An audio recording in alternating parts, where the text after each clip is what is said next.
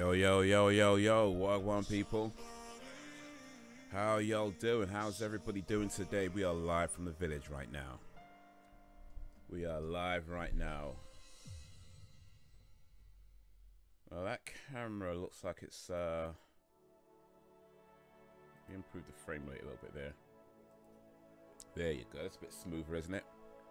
That's just a little bit smoother, isn't it? Cool, cool, cool. Okay, so we live in the village. Live in the village. About to play some DMC, Devil May Cry. I have some carrot cake. And I have some cheesecake. A bit better there. But before we play DMC, before we play Devil May Cry, let's talk for a little bit first. Just chat for a little bit. See what's a guan.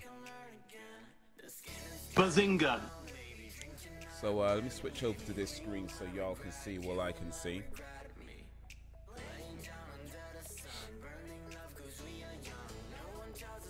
Okay, that's what we got here. So haven't had much time to go through the news, so I'm pretty much reading this as I'm talking to you. But I did see this article about Claire Foy from The Crown being paid less than Matt Smith, who was in a supporting role. There was a that story broke a little while ago. I think it broke maybe a few weeks ago, and the suggestion was that because Matt Smith was had a Doctor Who, he had that sort of back end, and perhaps would be able to negotiate a better deal. At least that's what's suggested back then. This time, however, there's no real mention of that. But then I suppose maybe Smith probably doesn't want to get too involved with it, I'd imagine, and I guess Claire Foy probably doesn't want to get too involved with it either. I'm assuming anyway. Of course, I don't know either of them, but I'm just guessing. But I imagine they both probably, especially Smith, probably doesn't want to really get too involved with the reasons why somebody got paid more. And according to this, the actors don't really know what the other person's getting paid, because I guess it's, you know, organized separately from that, and you know, you generally don't go, oh, well, I'm getting paid this, you know. But if it is a sexist thing, as this article is looking, but then it gets a Guardian, that's another thing to consider. It's a Guardian article, they're always going to make it look bad. But if it is actually a sexist thing, then yeah, not good, not good. Don't pay your co-stars less than your main stars. That don't make no damn sense at all. But then again, that being said, back in 1977, 78 maybe, when Superman came out, the first Superman movie came out, Marlon Brando was paid a lot more than Christopher Reeves for that movie. And Marlon Brando's in the movie for like less than 10 minutes, I think. It's not long, maybe 10, 11 minutes. Might be more than 10 minutes actually. But yeah, he's not long. He's not long in the movie. And he got paid a lot more than Christopher Reeves, who stars in the movie, because Marlon Brando, while he was a bigger, although he was not starring in the movie, he was, you know, a bigger star in general. So he probably was able to, well, clearly able to negotiate a much bigger pay packet. So it's not always a sexist thing. You know, sometimes it just is what it is. Sometimes your co-stars get paid more than your main stars. It just depends on what happens, who they are, how they can negotiate. It's not always about because you're in a certain role. It's just where's your Belgian Dan? Wagwan, can you turn up the volume a bit, please? How you doing, Danny? Okay. Let me turn myself up a little bit. How about that? How's that going? How's that sounding? And Wagwan, yeah. Wagwan, Danny.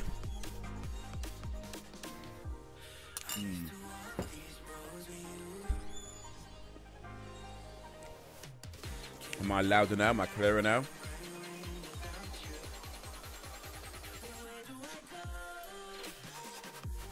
Just talking about this gender pay gap thing, or supposed gender pay gap thing. Still a little soft. Okay.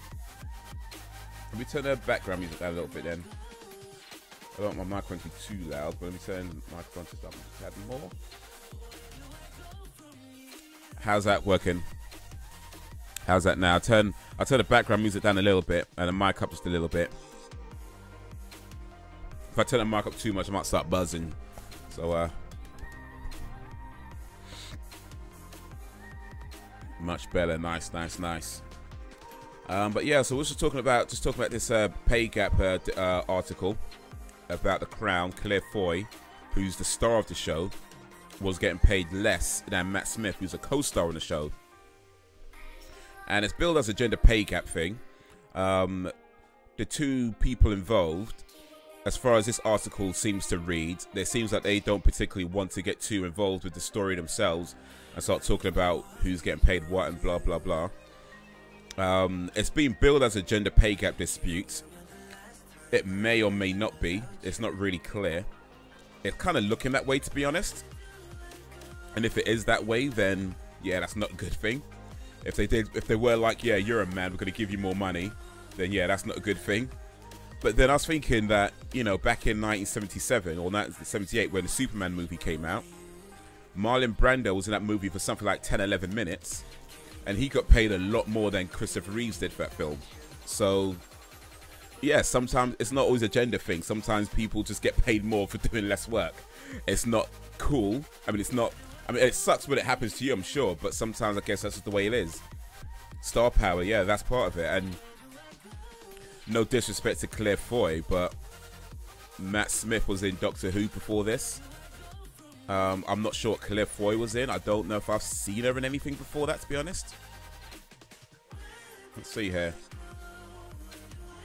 Let's see what Claire Foy did before The Crown.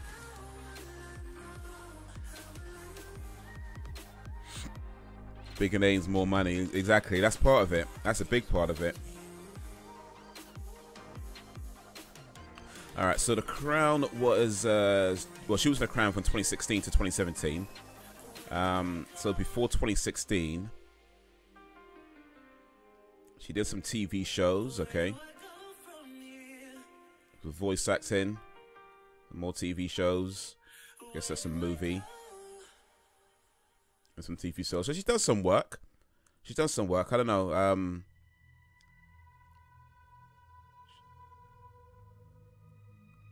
I don't know if she starred in anything, though.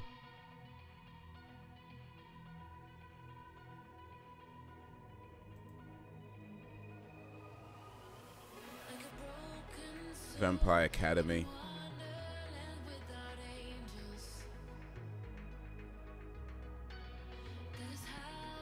Yeah, she may not have starred in anything. But she's done some work. But yeah, it looks like Matt Smith might have been just a bigger star and was able to negotiate a bigger pay pack. It is what it is. It sucks, I'm sure. You know, I'm not saying it's cool. And just, you know, especially when you find out, I'm sure it does suck. But what can you do? What can you do? Get a better negotiator. You know, get a better agent. I think that's one of the things you can do. Get a better agent. You know.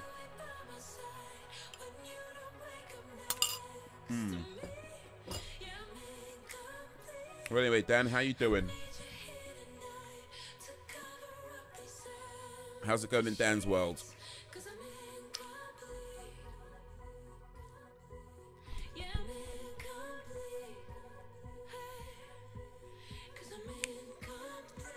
Abuse of KFC emotes on Twitch leads to more conversation about toxic chat culture.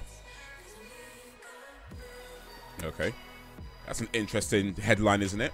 Abuse of KFC emote on Twitch leads to more conversation about toxic chat culture. Like, what is a KFC emoticon got to do with toxic chat culture? I mean, this is Polygon, so I don't know. It might be just a clickbait headline. The bad kind of clickbait, that is. Just relaxing at the moment. Cool, cool, cool. Backing up all my videos just in case. Not a bad idea. Not a bad idea.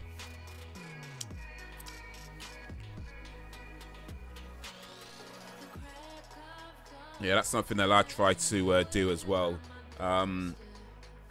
Every so often, just make sure, like, because you can't keep it all on your hard drive, I know, because it takes up space. But have like a separate, say, external hard drive, and every now and then just offload videos to that. That way, I've got them offline as well as online, and you know. So yeah, it's a good idea. Hopefully, it's something that you'll never need, right? But it's a good idea, as you say, just in case. Just in case. And with hard drives not exactly being super expensive or anything these days, it's not a too difficult thing to do. I feel bad for people of color right now on Twitch because of a KFC emote. Really? Okay, let's see what this article's about, because this is, I'd admit it is piquing my interest how a KFC emote affects people of color. I'm guessing something to do with fried chicken or something like that. That's what I'm thinking. Something to do with fried chicken, but we'll see. We'll see. Yeah, I've got an external hard drive and made a YouTube archive so I can download them all. Nice. Download them all. And when that fills up, you get a new hard drive and download them all again. Well, the new ones anyway.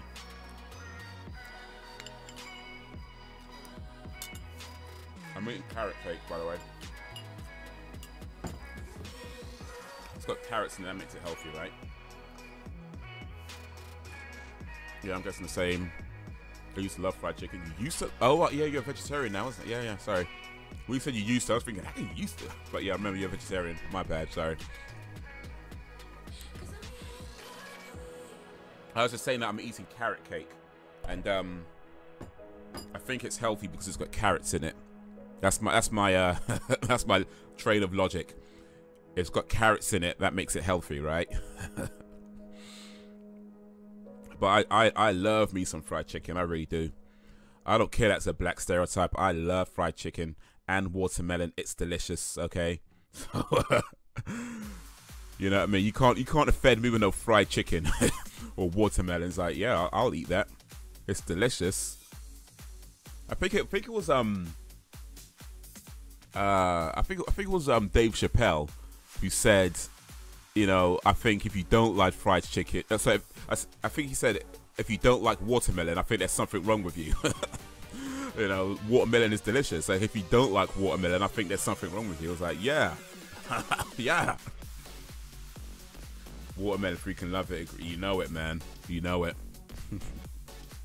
Hey, it tastes good. Alright, so it only took hours for Twitch streamers and viewers to realize something was amiss with the new KFC emotes that was integrated this past weekend. The branded bucket of chicken emotes was used in conjunction with a Player Unknown's Battleground tournament of sorts co-hosted. Oh yeah, because they do that win a chicken dinner thing, innit?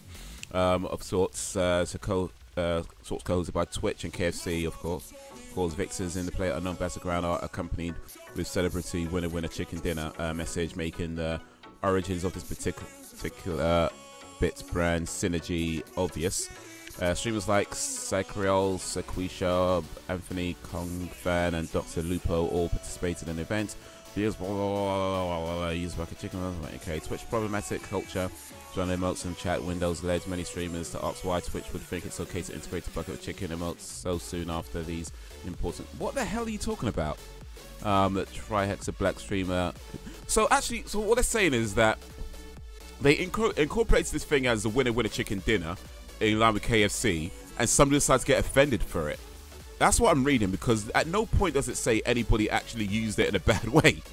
So they're looking for problems that don't even actually exist yet. Bloody hell, Polygon, man, you're seriously reaching an all-new low right now. Seriously. Eat watermelon on a warm day. Oh, you know it, man. Watermelon. Oh, and mango. Watermelons and mango, like big, thick, juicy mangoes. They're just best, man. I don't know them, man. Then again, I don't spend much time on Twitch. Yeah. No, I watch Twitch a little bit. There's maybe a few people I watch on Twitch, but yeah, I don't really watch too many of the big streamers there. I've watched some smaller ones, but don't really watch too many of the big ones. But yeah, I'm reading this, and it seems like, okay, they incorporated this chicken thing, and I get it. I know that, you know, the fried chicken is a kind of stereotype. I get that. I'm aware of that. But from what I'm reading, it seems like they did it as part of this tournament, and nobody, at least not in any big way, has used it in any demeaning way, and now they're saying it's a bad thing. Why? So you can't have... Oh, jeez, man.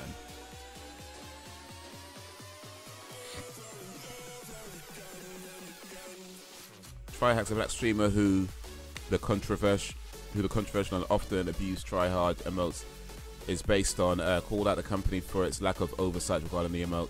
Twitch, oh my god, dude, Tryhex says in the clip below. I feel bad for people of color. By the way, I want to say something real quick. I do not like the term people of color. I don't like the term people of color. To me, it's an asinine term. It's not an offensive term, don't get me wrong. I just find it an asinine term. And the reason why I find it asinine is because if you just say colored people, that's offensive, but people of color isn't. Like, how? You just change the words the other way around, just saying the same thing. But so people, it's a stupid term. It's a stupid term. And effectively, all you're saying is you have white people and people of color. Like, why is white the default, and then everyone else is like, you know, the people of color? Like, we don't get our own bracket. You're not black anymore. You're not Asian anymore. You know, you're not Indian anymore. You're not Mexican anymore. You're people of color now. You know, just put them all in the same bucket. Like, we don't have our own identities. It's stupid. It's stupid. But anyway, that. I mean, getting triggered off this article. I ain't even done reading it yet. Triggered. Oh my god, Twitch. Oh my god, blah blah blah. I feel bad for people of color. People right now on Twitch. You can't look past that. Someone's gotta get it together, man. I'm laughing because I'm like dying inside. Do like no black people work at Twitch? What else do I even say to that? That's my reaction, dude. Holy shit. You know what? This is so stupid. You're mad at a KFC. I'm just wondering, do these people pass KFC and get upset? You know what I mean? Like, do they pass just a KFC in the streets and get upset for that? Is that what happens? Do they do that? Do they just like, or pass any kind of chicken shop and get upset? Or when they're in the supermarket buying food and there's a chicken there, do they get upset? You know, KFC is sponsoring an event. You know, it makes sense. When they win a chicken dinner as part of the games thing, it all fits in, and you're upset about it. And how's that an oversight? That's not an oversight for anything. That's just retarded. That is honestly retarded. But anyway. Ugh. Stupid people being stupid. Actually, no. Let me not say that, because that's rude. That's rude. I shouldn't call people. I shouldn't say that. It's rude. People doing stupid things. Let me put it that way. I won't call them stupid because I don't know them, but they're doing stupid things. I think that's fair to say. Oh my days, this is so dumb.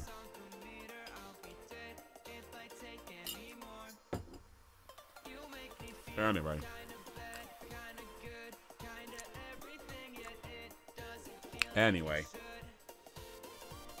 What else is happening in the world today? Yeah, that's special. You know it, man.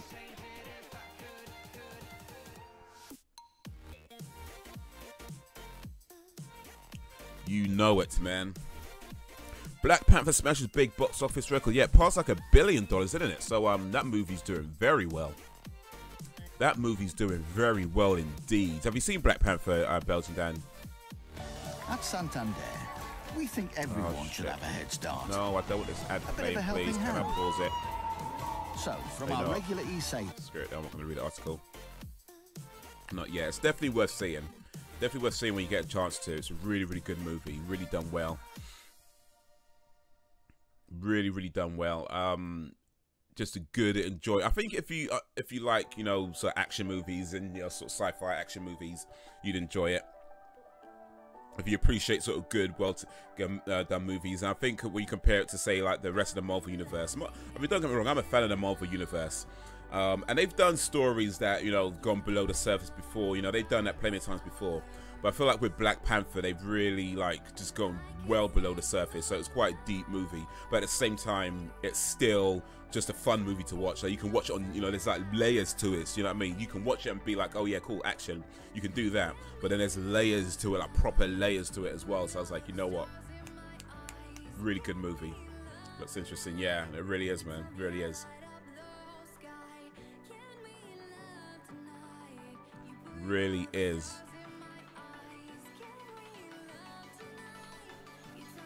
Mark Hamill reveals ending to George Lucas' Star Wars Episode 9. Okay, no, I won't read that. Just in case, just in case. Even though they probably won't go with it.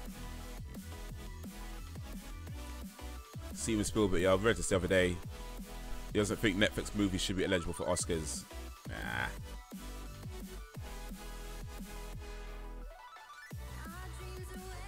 Alright, alright, alright. I think that's enough of the news for today.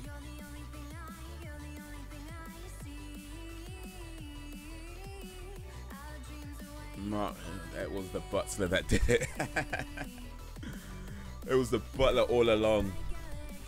I wonder if Mark Hamill was actually supposed to be in George Lucas's original Episode 9, since, well, I don't think it's a spoiler to say that now, but yeah, he's not going to be in the next one. But yeah, it was Darth Vader's evil twin all along.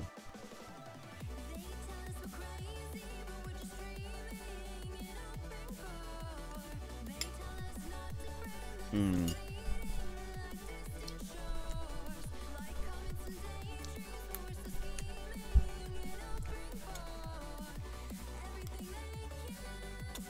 You know what? I'm pretty sure there's a I'm pretty sure there's a watermelon emoji as well. Anyway, like I don't know. I mean, I don't know. Maybe I just imagined that I saw it. Yeah, there is. There's a watermelon emoji. There we go. In case there's any like.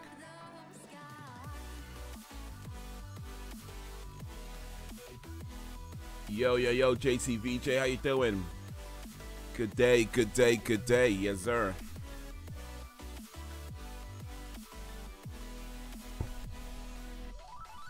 In a universe where Princess Leia can turn into a shooting star. Oh, let me pause this music actually. Princess Leia can turn into a shooting star, then who knows? Who knows? Well, yeah, she kind of did the Mary Poppins thing, isn't it, in the last one? So, well, thank you for the melon, Haze. Hey, no problem, no problemo. In fact, you know, come to think of it, I think there's a chicken emoji anyway, right? Forget the KFC chicken. There's a chicken emoji anyway. So, like, how are people not offended by emojis? Before, like now they were offended because it's KFC. Like, what the hell? Anyway, like I said, people do stupid things. I'll tell you what though, I would be interested to see how they handle Princess Leia going into Episode 9, because I would have thought that they would have, you know, reshot the movie or edited the movie, you know, to make it that, you know, Leia passes, right? Her character dies. And there was a part where it looked like they were going to do that. But she doesn't. She's still alive. The character's still alive by the end of the film. So, it'd be interesting to see how they explain her absence in Episode 9. You know what I mean? Like, I hope what they don't do is give her one of these like off-screen deaths. So you know, like in the pre-roll, stuff in the beginning. I hope they don't do like, oh yeah, Princess Leia died. I hope they don't do something like that in that pre-roll bit, because that to me would be the worst way to go. That'd be the worst way to go. But hopefully they do something that makes sense, that isn't disrespectful to Carrie Fisher or the character of Princess Leia. But yeah, I'm really hoping they don't, at the very least, they don't do that in that opening credits roll, opening and pre-roll. Princess Leia died. It's like, well, come on, man, you could do better than that at least. I don't feel like the movie can satisfy anyone at this point. Well, there's always that danger as well, to be fair, yeah. They set up too much people, hate. If they scrap that hated stuff, it will make no sense. I mean, the last couple of movies, to be fair, I think have disappointed a lot of fans. Like the first, Episode 7 for Force Awakens, that disappointed a lot of people. I thought it was an okay film, to be honest. I could definitely see there was a lot of issues with it. It wasn't great, you know. It seemed to not really know what it's doing. I think they pushed the character Rey. They clearly, in my opinion, they made her too good too soon.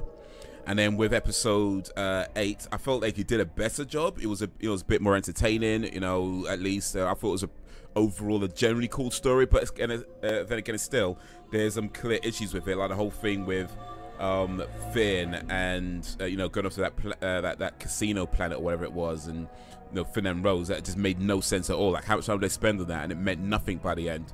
You know, the character of you know, I can't remember her name, Lena something, Laura Dern's character, I can't remember her name, Holdo.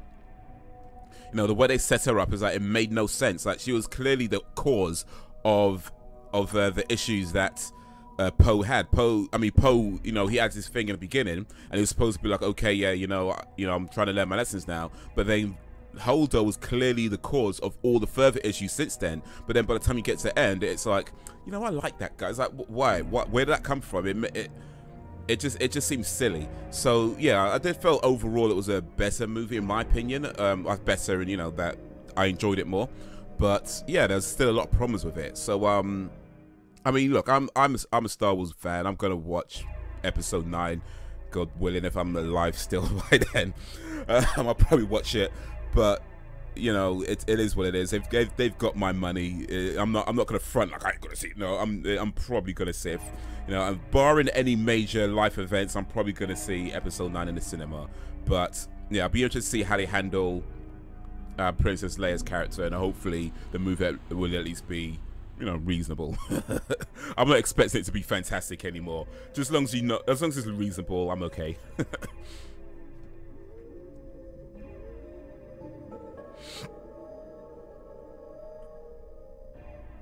Personally, I'm not emotional over it. The old movie still exists, indeed. The bandwagon was strong with the Lost Jedi. Yeah, indeed, man, indeed. Title crawl starts. Princess Leia became one with the Force to inspire everyone, like her brother Luke did. Yeah. Well, technically, she didn't die then. I guess she became one with the Force.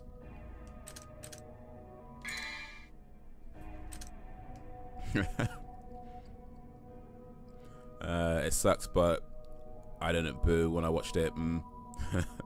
Laura Dern should have been a spy or something. That would have been interesting, actually. I like Mark Hamill's acting. I liked Mark Hamill's acting, yeah.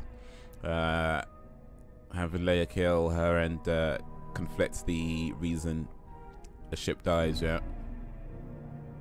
He had some great sarcastic moments and the badass moments when he drinks the milk. We finally find out where that blue milk comes from. That one was great. I personally like Rey as a character from Episode 7 at least, and Adam Driver is amazing. Adam Driver as Kylo Ren, yeah, I think he's done quite well. I don't know. I mean, as an actor, I think he's done well. I feel like maybe the character design isn't that great though. Like, he seems a bit whiny at times. That's from the writing for him. Right, yeah. Okay. Let's rock, baby. Ben Swallow.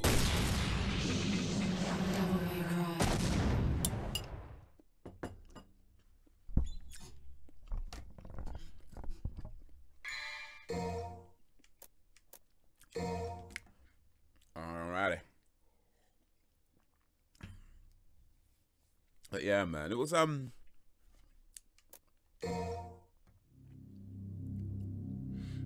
it looks like, I mean, I did read that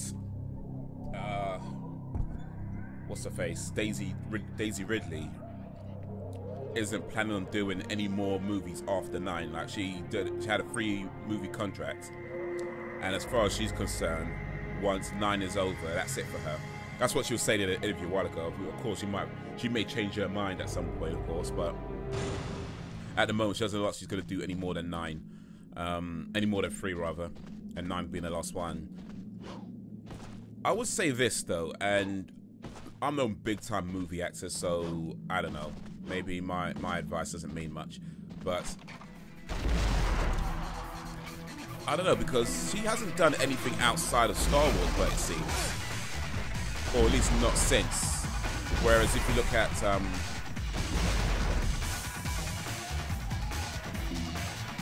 other dude, what's his name?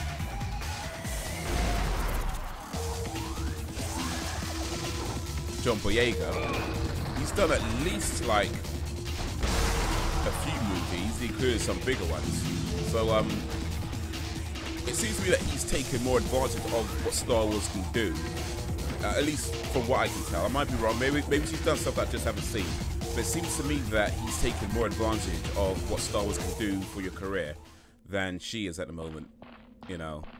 And I'll say that, yeah, if you're only planning on doing 9 movies, then you might want to get some other movies lined up while you can. Yeah, before people don't care about you no more. Because boy, that's in business. I'm sure you guys know, ain't pretty, ain't nice. You can be hot 1 minute, nobody cares about you the next. Yo, what's up? Art House Anime, how you doing, my man? Bruh, bruh, bruh. Daisy was in the train movie. Okay, fair enough. So she was doing some stuff then. Okay, cool, fair enough then. Was it a good movie though? Was she star in it? He needs to star in the movie. The moment where there was action involved in Luke.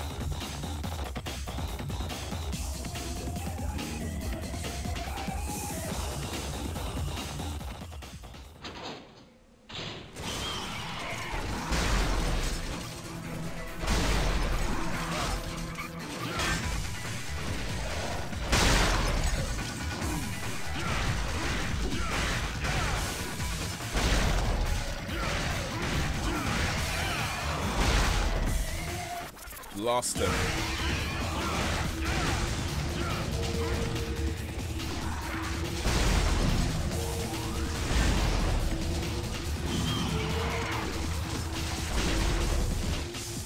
Lost him. Okay, where we at? Where we at?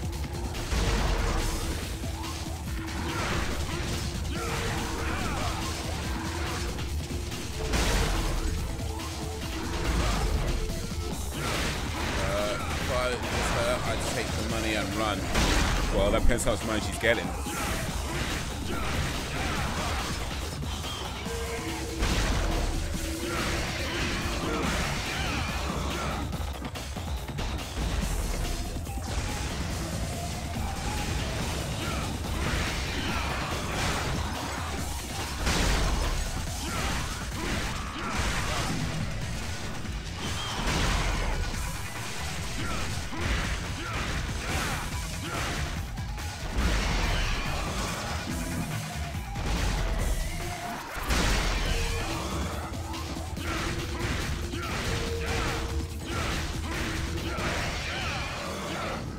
Finally, got him.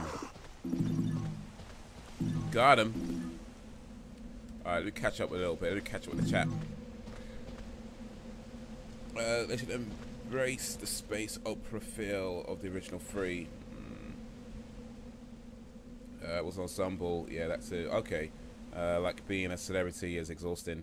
Oh, for real. I mean, well, I say for real like I've been a celebrity. But, you know, yeah, I can imagine it's not easy doing what they do. You know, especially when all eyes are on you. You're in a big movie, everybody's watching you. All I'm saying is that, I mean, I don't know what her long-term goals are. Maybe she just wants to do a little bit and then, you know, that's it. That could very well be what she's planning on doing. But if she is planning on, say, a long movie starring role career, then yeah, I think do what John Boyega's doing. You know, take advantage of what Star Wars can do for your fame, you know, for your status. And do the movies, you know. They don't have to always be big movies, but do the movies. Put in the work.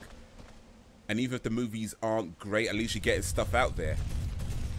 They don't always have to be like, you know, the big heavy hitters or anything.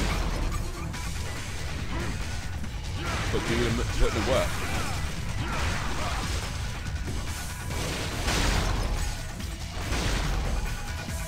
But yeah, like I say, maybe her goals are different. Maybe she's doing exactly what she needs to be doing.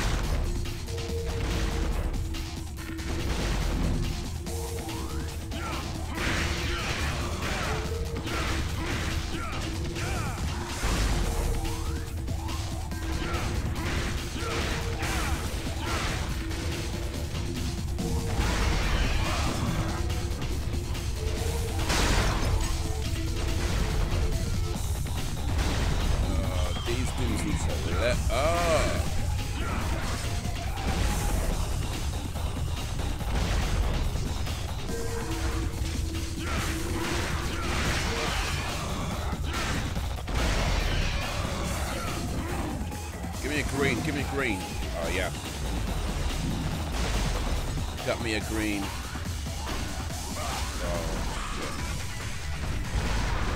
Oh, shizzle.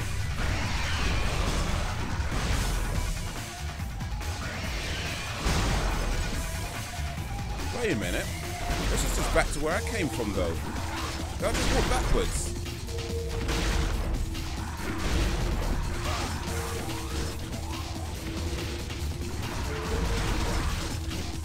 I just walked backwards.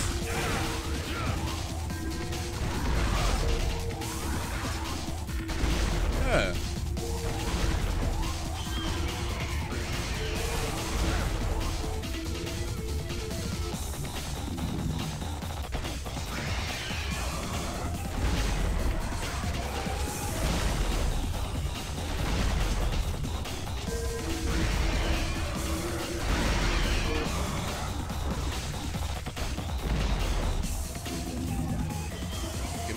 Give me a green. Oh, shit.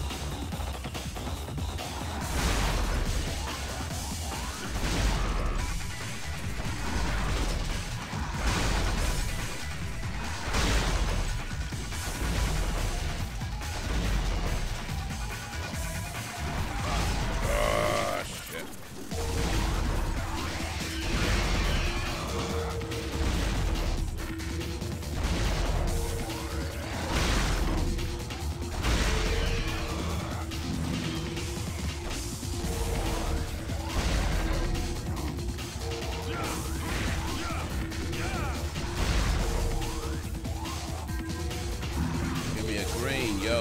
Yo, okay.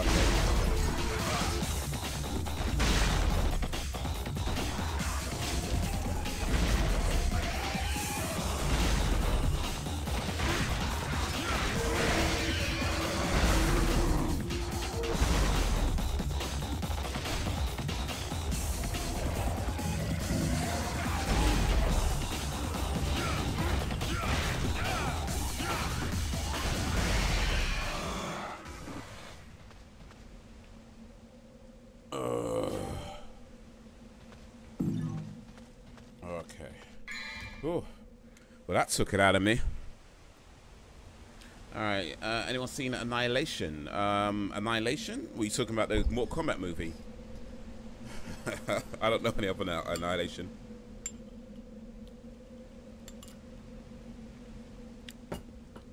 It's when this game where you punch or kick someone, and it's cool, but shooting is dull. The more you know, indeed, yeah. I'm not sure how exactly it works out, the dull and coolness and stylish rating. I think it's something to do with like your combos and stuff like that, but yeah. Oh well.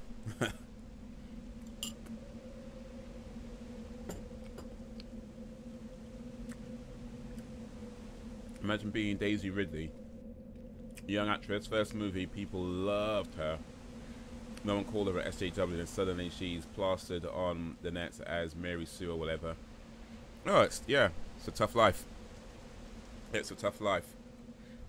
I think to be fair though, she hasn't helped much. She did an interview where she was talking about the whole Mary Sue thing, saying that it's a sexist term. And it's like, well, not quite, because yeah, there's a Mary Sue, there's a Gary Stu. You know, it does go both ways. So, yeah.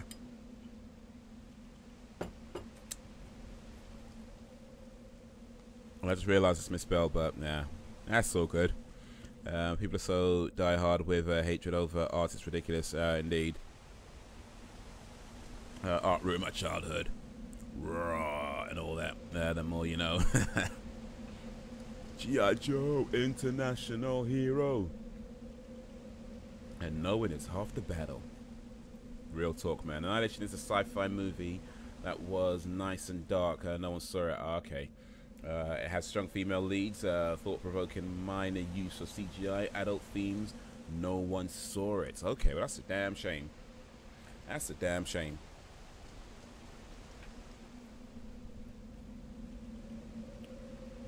Maybe what's the marketing? Sometimes, you know, some movies don't get marketed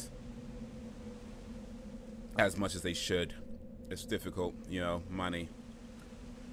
I noticed it has strong females after a bit, but they don't ever mention it.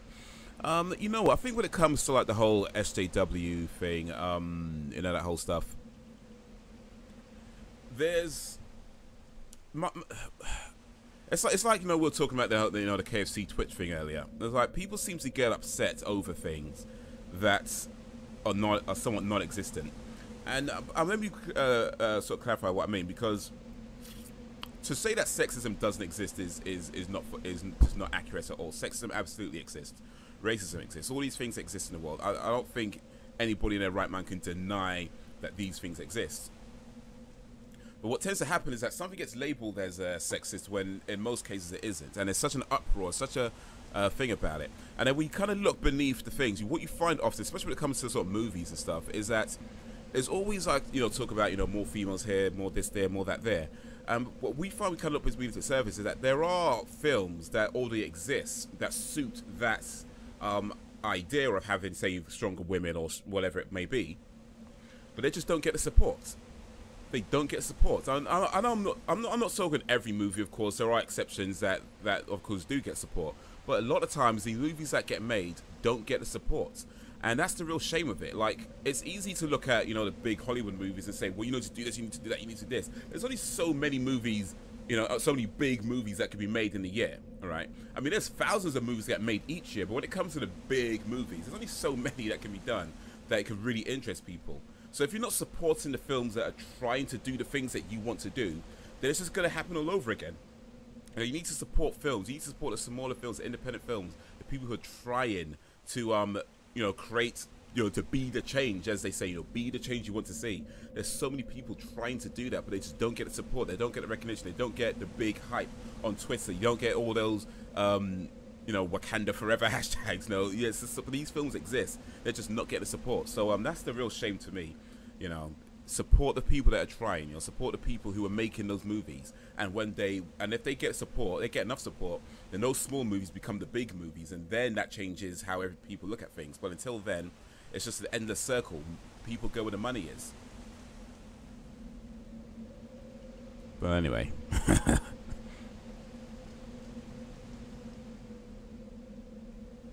Red Letter Means you pointed out, Kathleen from Star Wars talks about girls being in movies. Girls don't actually care. Turns out sexuality isn't as easy as stereotyping women, which is ironically what some modern feminists does. Right, yeah. Well, when you know when well, wait, let me do that properly. Well, when you know when sexists use the term Mary Sue all the time. Well, yeah, nuance though, nuance, of course.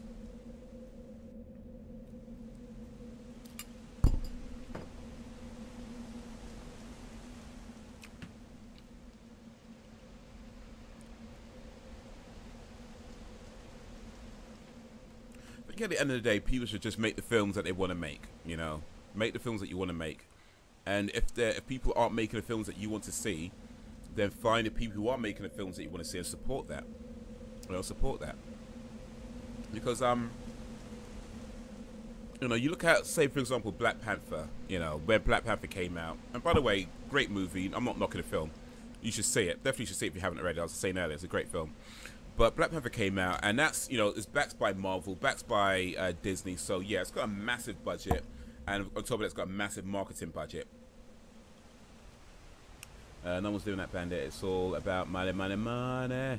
Money, money, money. Yeah, Mary Sue carries stew, and now I'm grabbing something to drink. Yeah, grab some stew.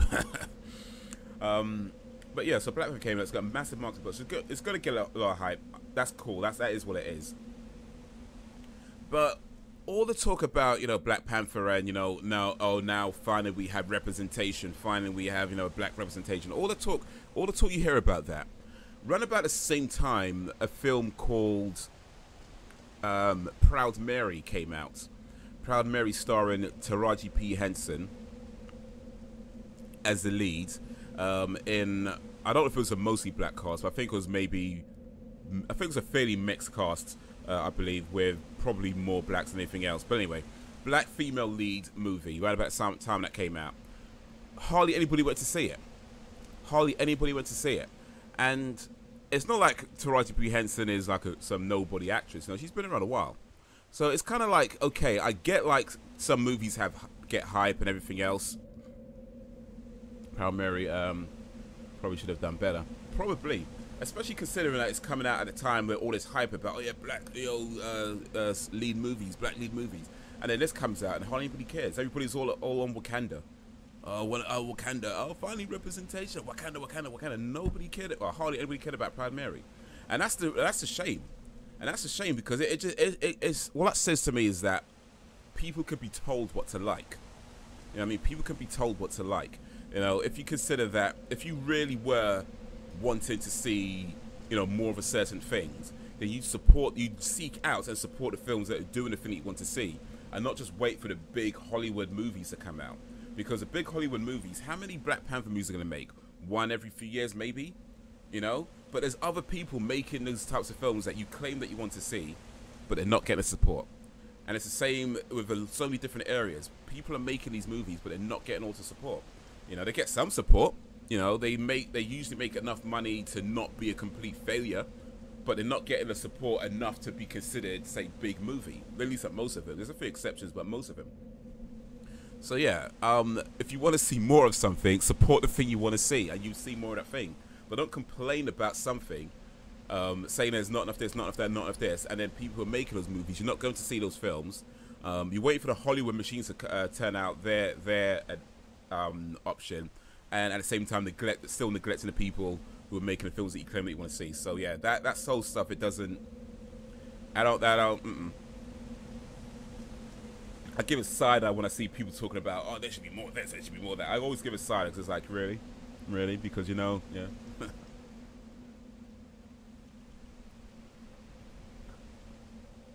I think there's a bias to push every film that has to do with superheroes. Well, they're big movies right now. People are afraid of having their own opinions, for real. That's it's dangerous having an opinion right now. Not even a joke. Not even a joke. There's no way. That's what we have YouTube for. Well, you'd think. You'd think. You put an opinion out on YouTube, see what happens. If it gets enough traction, you know, people start coming after your jobs. People come after your livelihood. People start sending letters to your wives. That's boy. You know, I've seen that happen. You know, people start. Well, I haven't seen it, but I've heard of that happening. You know, people sending letters to people's wives saying, oh, "You know, your husband's doing this." Like, raw, man. It's just an opinion, man. It's just an opinion. Damn. Yeah, people are told to go watch superhero films. Okay, I guess they are their own opinions, but so many don't feel like their own opinions. Yeah, also they are groups' opinions, indeed. I don't know if Bandit's going to be blacklisted after this. Well, I'm already blacklisted. Different kind of blacklist, though.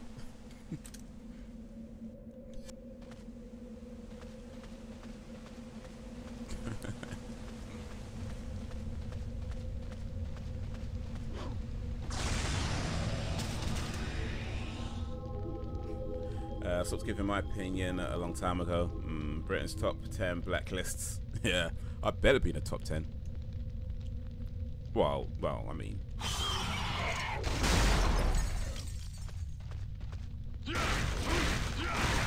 At least top 20.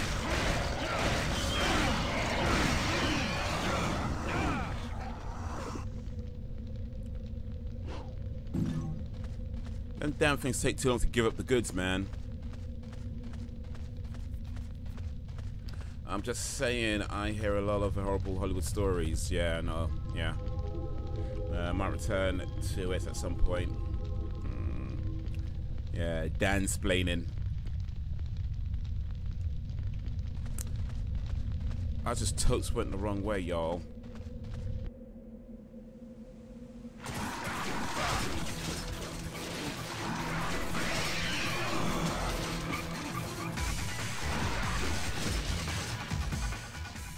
I just totes went the wrong way.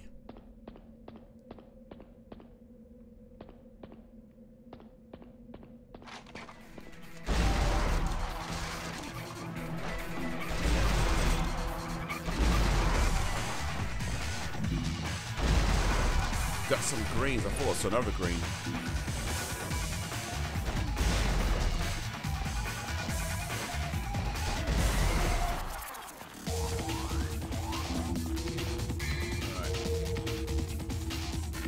It depends if I feel like trolling people. Well,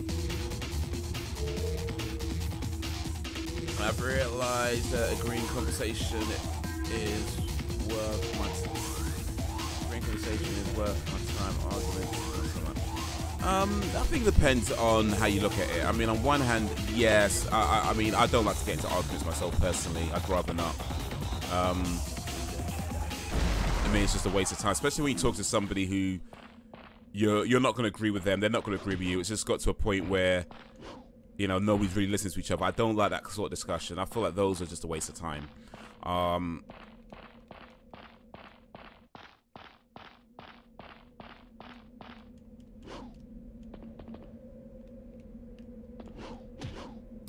There you go.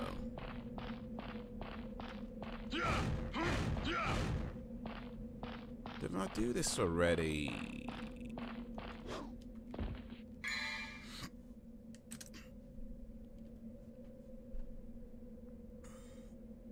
What's my actual mission here?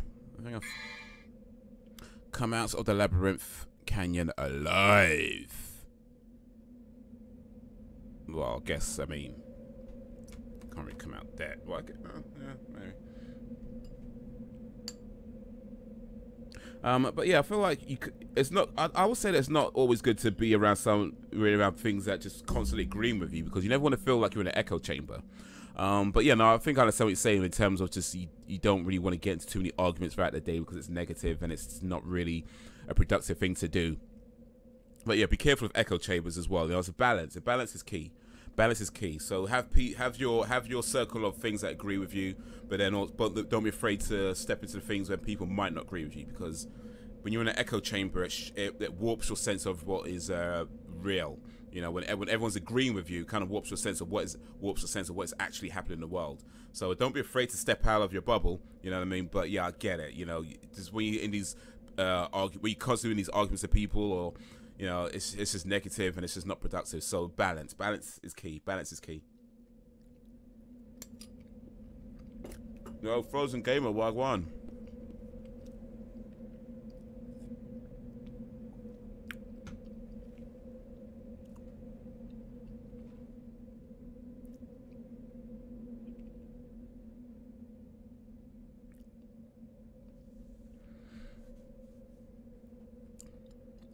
I have an idea for you, Haze. Why don't you do an advice love stream? Yeah, why not?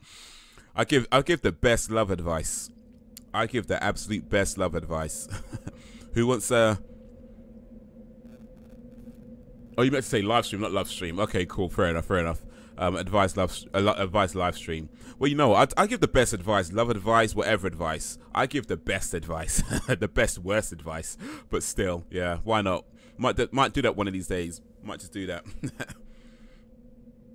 Yeah, did a Google search on it, and there are some that use Dan explaining in their blogs. I should have started it earlier. Seems. That's a shame.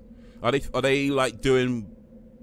Are they like big time already, or you know, is it something that maybe, hey, my name is Dan and I'm explaining stuff, so why not?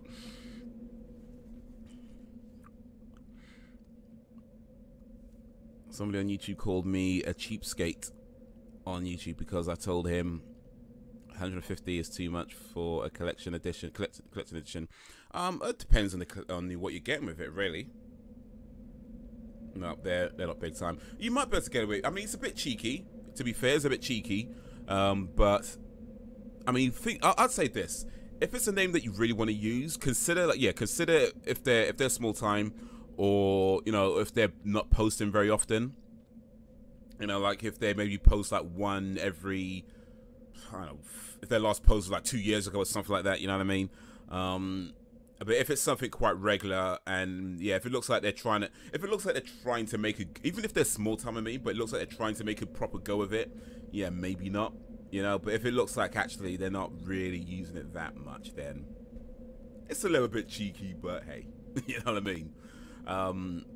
But yeah, there's a lot of nuance there, depending on, yeah.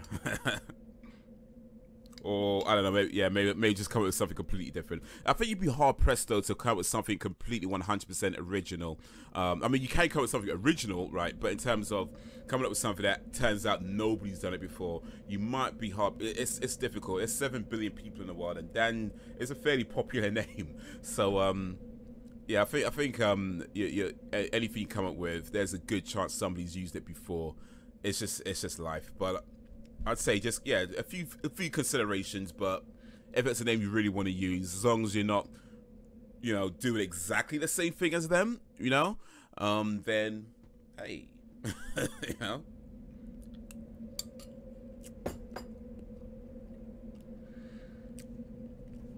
Live with the Love Bandit, because the Love Bandit knows all about love. I know all about love. I know all about it. I know everything, asterisk. I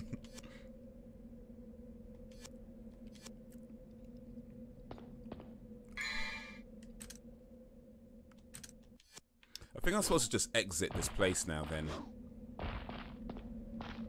So it doesn't look like I'm actually supposed to go anywhere else.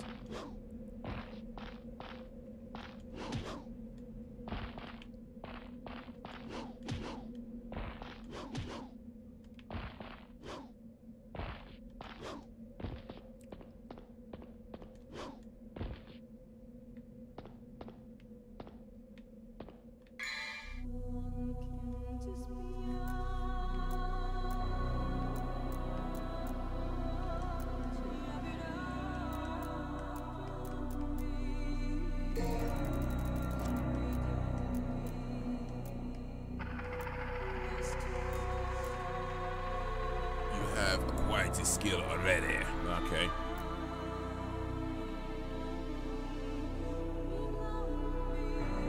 Kick level. What was that? Kick 13. Oh, kick 13, level 1.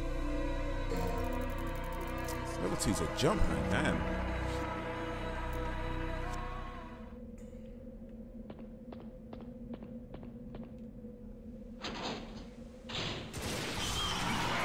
I'm just gonna run.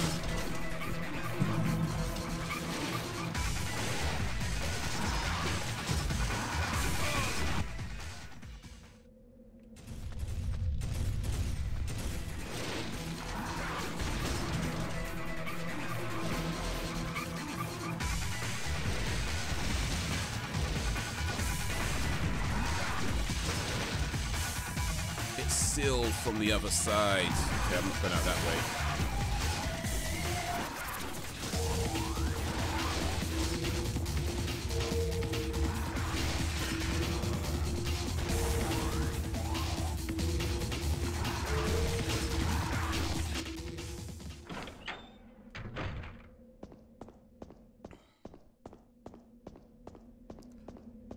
I'm just gonna run.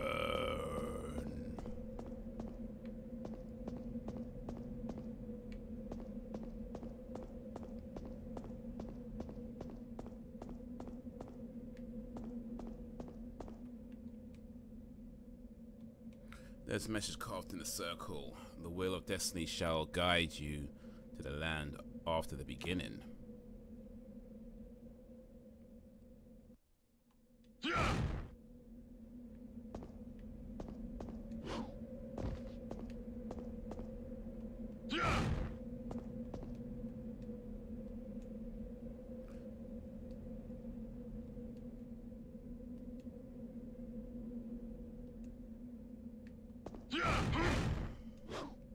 Okay, so I'm not going this way either. So where exactly am I supposed to be going then? What exactly have I missed? Huh. I've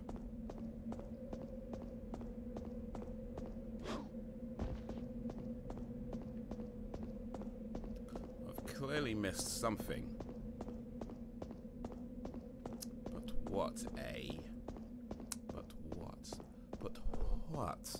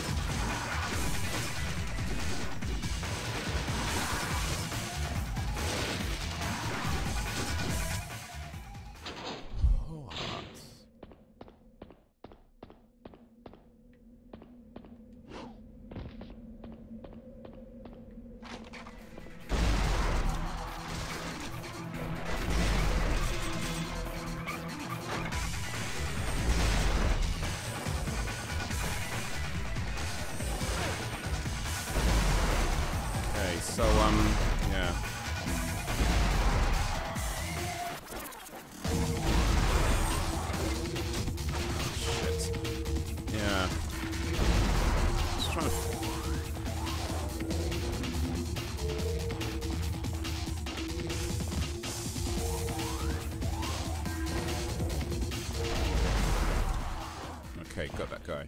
All right, so there's something around here, I'm guessing, that I've clearly missed. All right, what's this about? Okay, that ain't even telling me nothing anyway.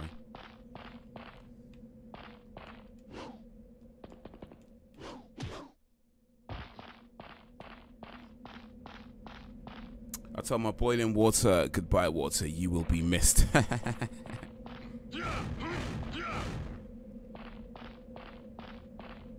Goodbye water, you will be missed.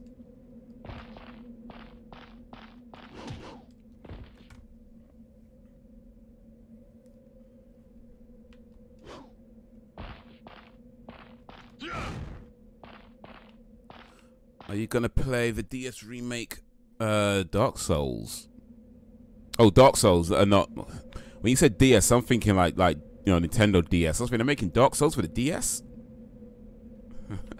Dark Souls remake. I might. I mean, I don't know. I mean, I don't seem to do too well with those types of games. They're quite the challenge, and they take a lot of time and a lot of skill. Which, boy, I'm not sure I could even. I could just put that time of energy into a game. I was trying to play Bloodborne not too long ago, and yeah, it's just. I mean, it's a game that I feel like I can do this, but it's just the time that's going to take to do it, and all the effort that's going to take to do it. It's like I don't know if I have that kind of patience with games anymore. You know, I still like a game that's challenging. You don't want a game to be too easy. But I just feel like with certain games, I'm not sure that I have the patience for them anymore. And Dark Souls seems like to be one of those types of games where maybe when I was, I don't know, 20 or something, I might have been like more inclined to really put the efforts in to set to something like that. But now I'm like, I don't know, I just don't feel like I could. I don't feel like I have the will to put in that much time and energy into a game where you're constantly going back and forth, you know, dying over and over again, learning, dying, learning, dying, watching the enemies dying, learning this, learning. Yeah. Certain games I still have the patience for, but some other games, not so much. I should practice those games first, yeah. I haven't tried any. I'd perhaps enjoy it, but I give up on games more than I used to. Yeah, just like that, yeah. Just like that. On PC, but I'm interested. Yeah, I mean, if like I had Bloodborne only got because it was free on PlayStation 4 on the PS Plus. I probably wouldn't have bothered with it otherwise. But and even another one I played was Demon Souls, the original Demon Souls. I played it on the PlayStation 3. And yeah, same sort of thing. Like, I can play it, and I feel like it's a type of game that I know if I put the effort into it, I can beat it. I'm 100% certain that I can beat the game if I was to take the time, all the efforts, and just learning. I can do that. It's just I just don't have that. I mean, I think part of it is just because I'm doing so much now. You know, with YouTube takes up a lot of my time. Piano takes up some of my time as well. And so it's just finding the time to really put it into the game. It's difficult, and it's just like I could do it, but then when I look at the time that I have to play games, more often than not, I'm just thinking to myself, you know what, I'd rather play something else. You know what I mean? I'd just rather play something else. But it comes down to it, I don't have the will to keep playing this one game. I'd rather play something else. So yeah, that's what it comes down to for me.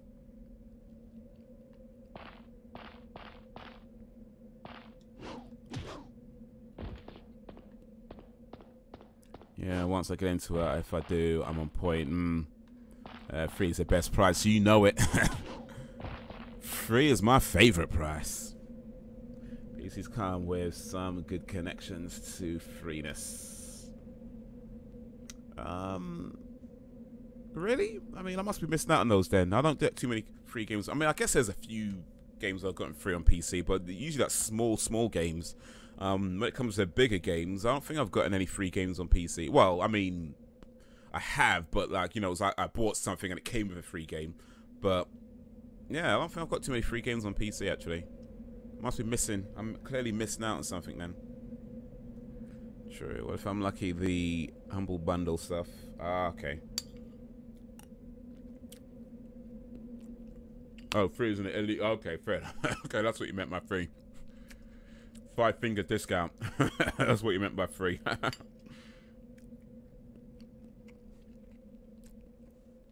Which I did a lot of in the 90s now. I do Go and such. I don't buy many new games. I pay for the SNES games I play, but I did that when I was 9, so emulators are for me. No, I don't do that, yeah. So the whole thing about emulators is that, legally speaking, you're only supposed to have emulators for games that you own already. You know, games that you bought already. Yeah, and I think it's probably fair to say most people who use emulators don't do that. They just get any kind of game they want to get. Because whatever you can get your hands on, it's like, yeah, get it. I don't bother too much with emulators, to be honest. I mean, I have done in the past, but I generally don't bother too much these days. I'm not saying that I'm 100% against emulators, because I'm not. But yeah, I mean, for me personally, I'd rather have a legit copy. You know, I'd rather have a legit copy. That being said, sometimes the publishers or the developers or whoever is in charge make it difficult to get a legit copy. You know, and that's frustrating when you're trying to buy something and then it's just difficult. It's like, why? It should not be difficult to actually buy something that you want to buy, that you're willing to pay for, but they just put so many hurdles in your way sometimes. It's like, really?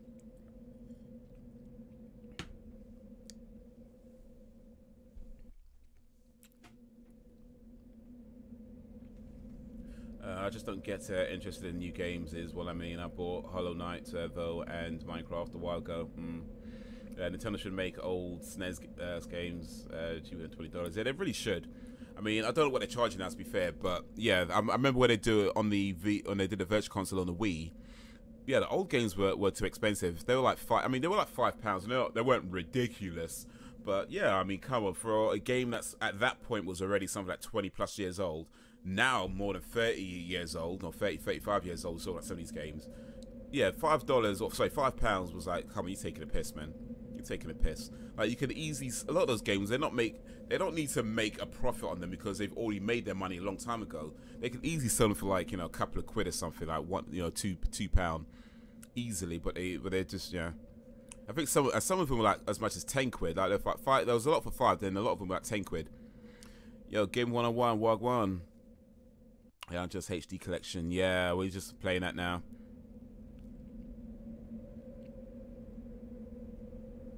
Basically, developers of all NES games aren't getting anything. Nintendo is just holding onto art to make money. I get some things that are still intellectual property, but I'm against closing off that stuff. Yeah, that's what I mean. It shouldn't be that difficult. It shouldn't be that difficult to get any game. It just should not be that difficult. But yeah, man. Right, you know what? I'm just stuck on this game, so I'm just gonna quit out of it and try it again another time. But we'll play something else. Play something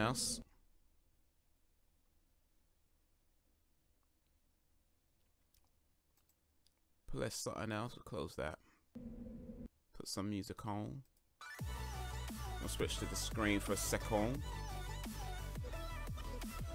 I'm not sure how far I am in the game, actually. Game 101. I'm not sure how far I am. Mission 10? I think, if I remember correctly. Something like that. I'm not sure. But I've beaten the spider boss. I've beaten the boss that comes out the mirror. I've beaten the winged boss just a little while ago, so I'm in that area over the bridge, if that makes any sense. But oh yeah, something like mission 10 or something like that, I'm not sure. Trying to buy a game shouldn't become a quest. Exactly, it shouldn't. I mean, to be fair, I haven't had that problem with games myself personally, but I've had that problem when it comes to movies, when I've tried to buy movies that aren't available in the UK, and I've tried to buy them from America, but they don't sell them in, but they won't ship them to the UK. Like I don't know why, but certain movies Amazon won't ship to the UK for some reason. Like others they will, yeah, others they will. I've bought plenty of stuff from Amazon.com and they've shipped it out to the UK, but for some reason certain movies they won't ship to the UK, and I'm thinking, like, if I'm willing to pay for the film, pay the delivery, and pay the import tax that they'll probably add onto it when it gets here. It shouldn't be an issue for me to buy a DVD from you, but for whatever reason, they just, oh no, we won't, this doesn't ship to the UK. Like, why? But yeah, sometimes they make it difficult, man. Like Nintendo should have some staples for $5, like Zelda, Mario, etc. event packs. Choose 20 games for $20.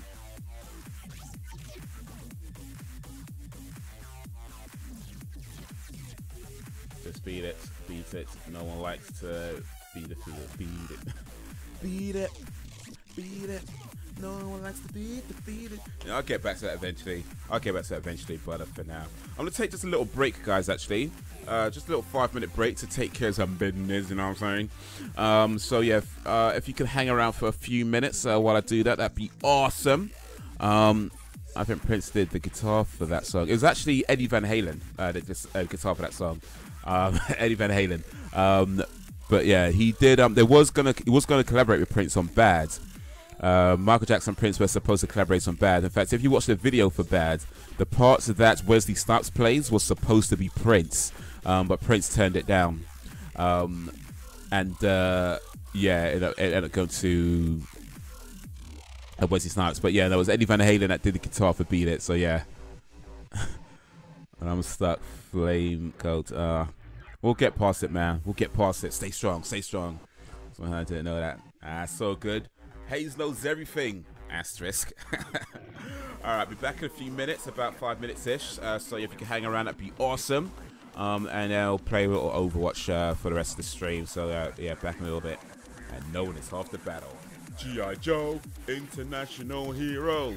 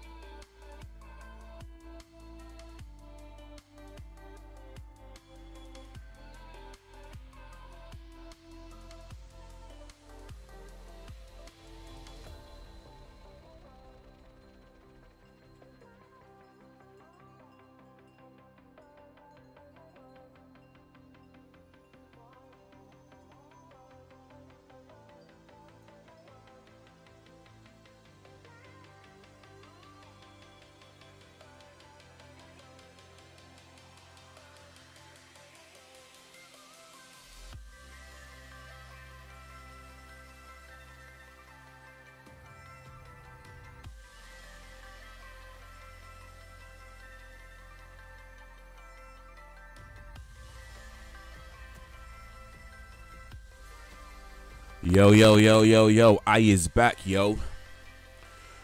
Thanks for those who stuck around. Appreciate those who just may have joined.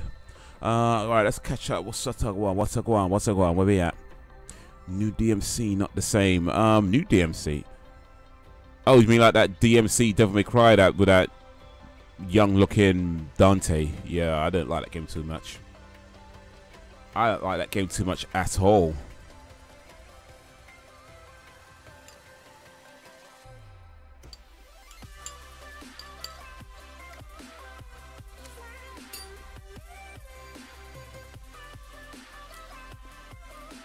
Run DMC, yeah.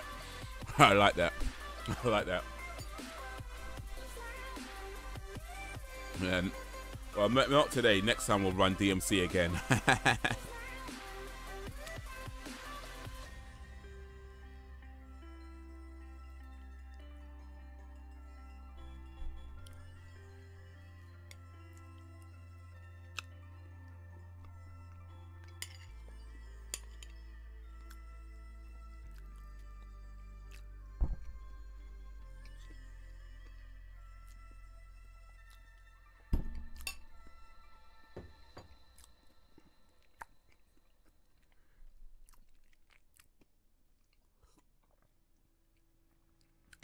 Fake history. Run DMC was a group of Detroit kids who popularized speed running of Devil May Cry.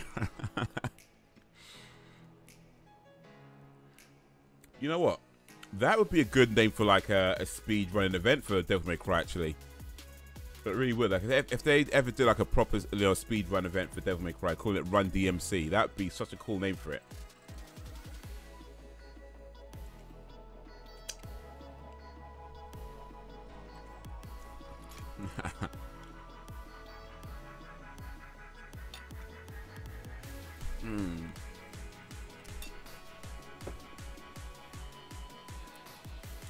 I'm not a dad, but I have a dad, so hey, dad jokes are the best jokes.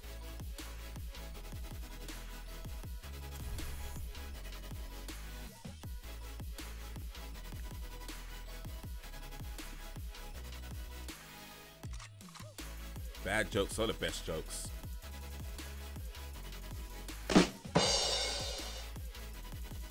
I should play that afterwards.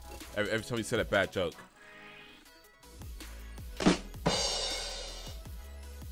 Backing out the driveway. This takes me back. Yeah.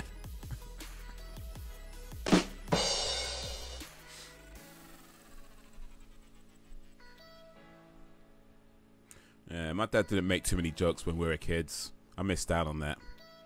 Oh well. Oh well.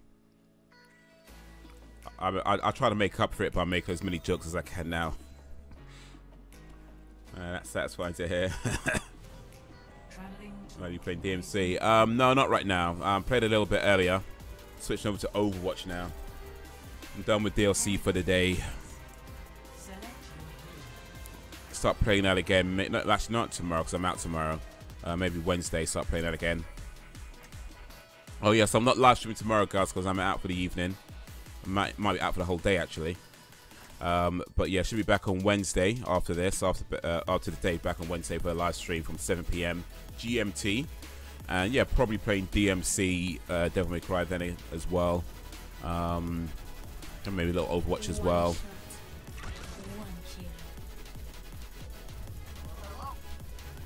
How much does Overwatch go for nowadays? I think it might be back up to full price now, which is like 25 quid on the whatever they call it for that where that goes from Blizzard, yeah. I think it's back up to 25 quid. I bought it on sale, but I believe that sale has ended now. So yeah, about 20-25 quid I think it goes for now, which to be honest I'd say is maybe a little bit too much for this game. Don't get me wrong, it's a good game, I like it, but for what you get, I'm not sure 25 quid. It feels like a bit of a stretch. I'm glad I didn't pay full price for it because I feel like I paid a good price for this game. You know, 25 quid. I don't know. I mean, it depends on you. I suppose depends on the individual. Personally, I think 25 is a little bit of a stretch. I mean, maybe other people might think it's totally reasonable. But I think 25 quid is maybe a little bit of a stretch for this game. It's a good game. I enjoy playing it. Clearly, I've been playing it a lot. But I feel like for what it does, what you get. The enemies of Talon will be eliminated.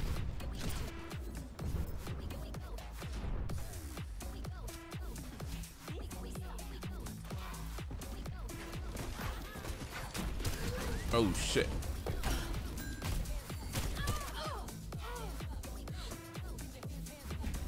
It probably would have been ideal to buy a couple of months ago before they announced updates. I was figuring something like 10 to 15 quid. I'd pay, that's what I paid. Well, just about 16 I paid, but still, but yeah.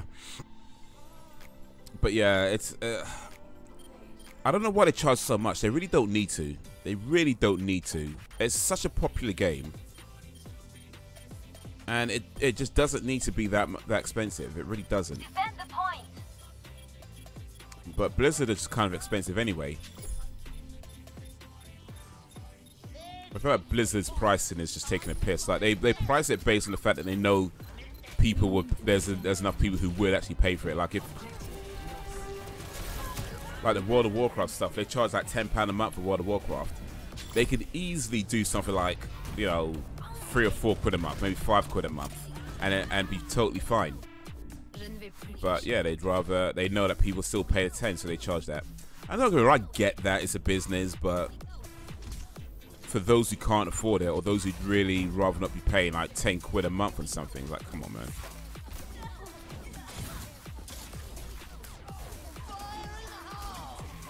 They got used to people giving them money for years with that WoW thing. Yeah, exactly.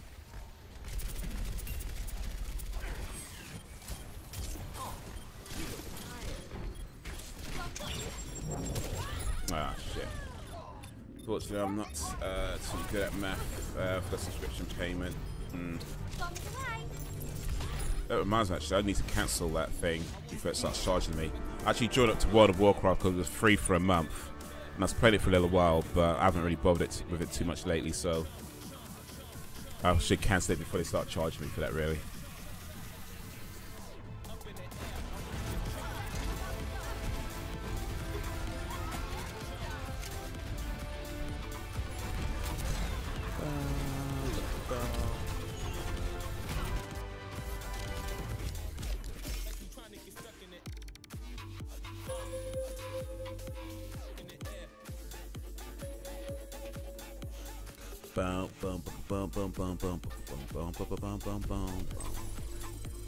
Only one though, only one. By the way, guys, movie night's coming up in about a week and a half.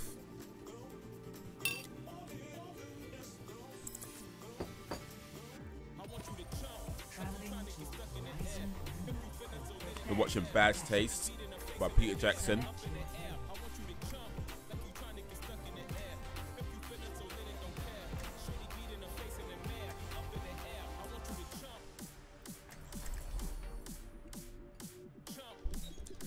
If you haven't already seen it, it's best that you do see the movie before the movie night.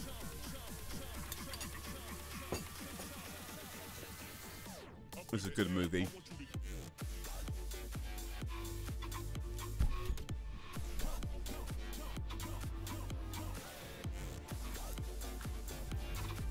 One shot, one kill. One shot, one kill.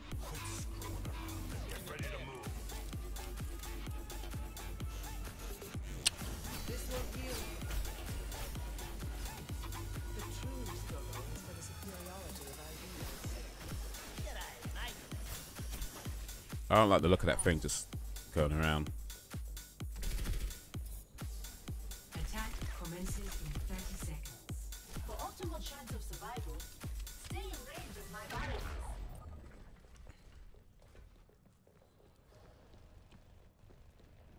I'm ready to kill. How come they got stickers of themselves and I don't? Or, I don't know, it's probably one of these buttons that does it or something. 3, 2, 1. Attack commences. Capture I should probably learn more about this game, actually, to be honest.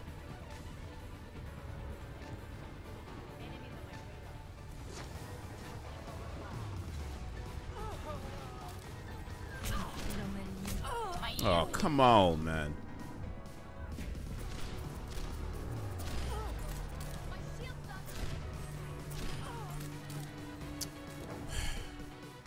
Cheeky bastards. That was a decent vantage point as well.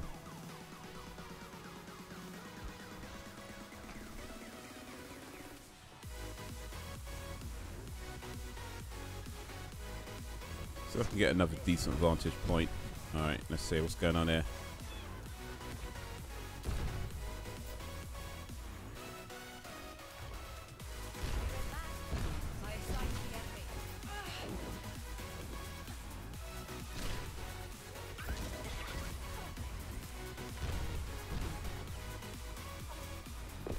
DMC, not right now. This is Overwatch. Ah.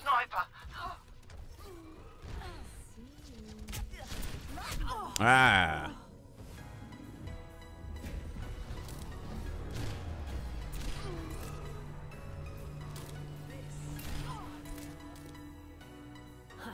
Here I am. Here I am. Yeah, I was playing Devil May Cry earlier. Switched over to Overwatch now.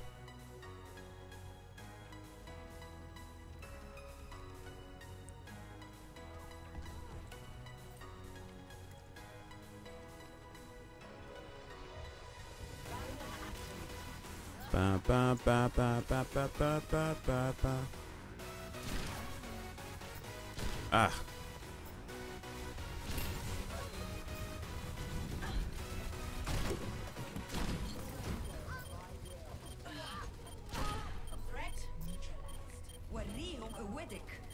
How you doing? I can't read your name, sorry. I can't read Arabic. Not like, well, not all of it anyway. But how you doing?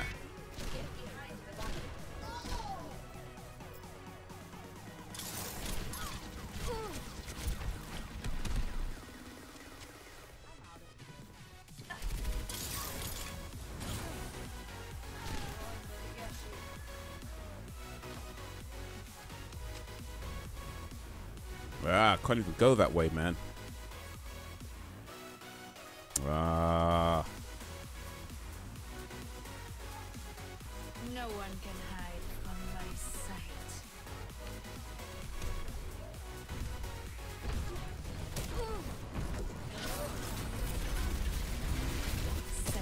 Oh, come on. Nowhere near that.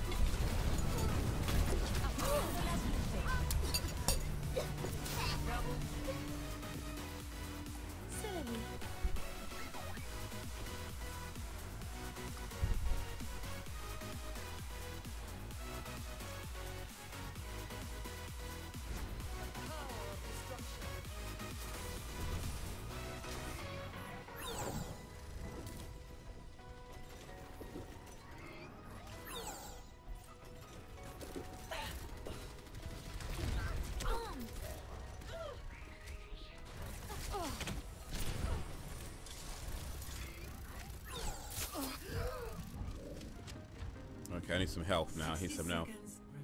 I am eating. Thanks for the health. I need some. I'm eating cheesecake, vanilla cheesecake. Un ticket de pour toi.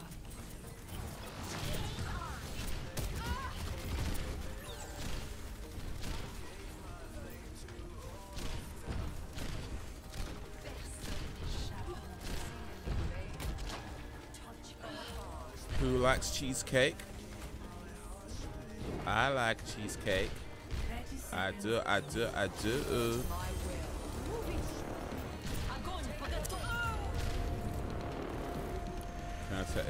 Wow.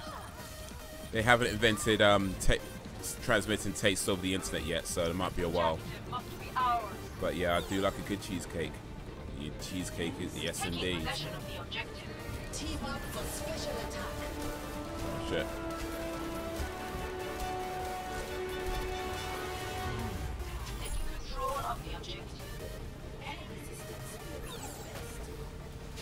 capture in is what we want to do.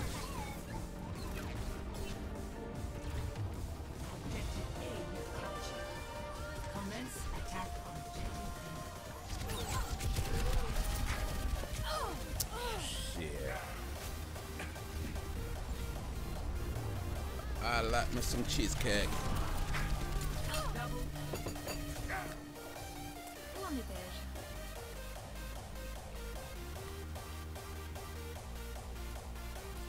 My cheesecake brings all the boys to the yard. They're like nasty smells like cheese.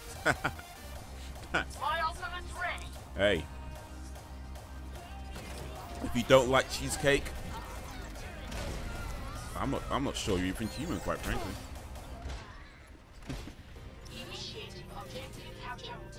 My cheesecake brings all the boys to the yard. They're like, it's better than yours. My cheesecake is store-bought, so somebody else's cheesecake may very well be better than mine, to be honest.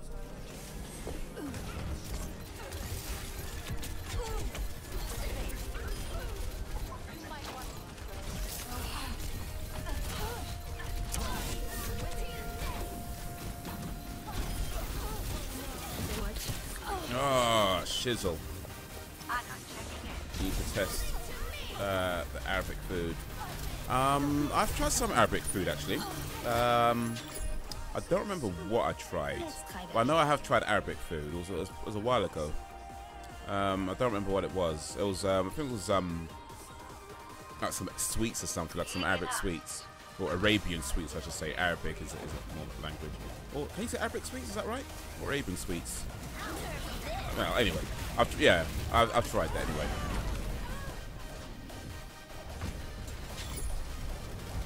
What's Arabian food or Arabic food that we should try? And sorry, how should I pronounce your name? Like if you write it out phonetically, how should I pronounce your name? Because sorry, I can't read Arabic. I can't read your name, but let me know how to pronounce that. I like a simple cheesecake, mostly cheese with a single layer, like strawberry. Oh, strawberry cheesecake, yes. That's what I'm talking about. The kunafa. Okay, what's kunafa? What type of food is that?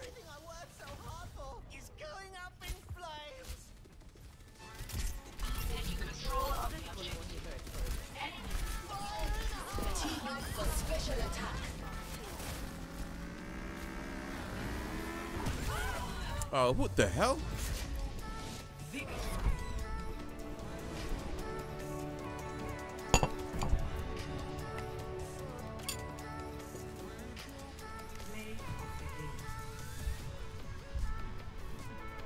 Oh, it's like cheesecake. Okay, okay. It looks like a cheesecake. I could probably dig it.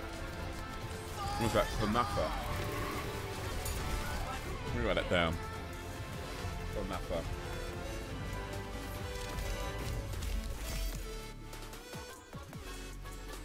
Anybody else tried Arabic foods in the chat right now? Anybody else in the chat who's tried Arabic food?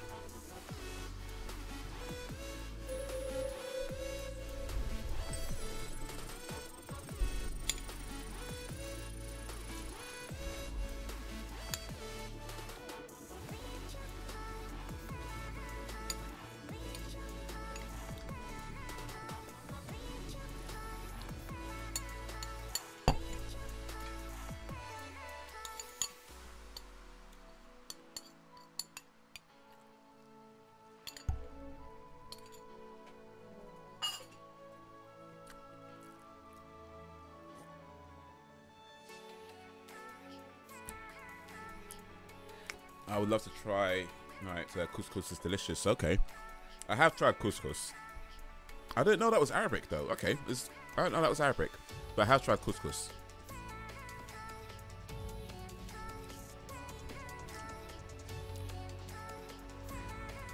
Cheese substitute cream.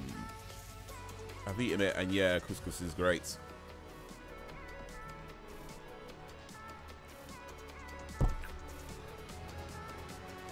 Okay, we've got some couscous fans up in the village right now. Okay. Excuse me. We got some couscous fans up in here.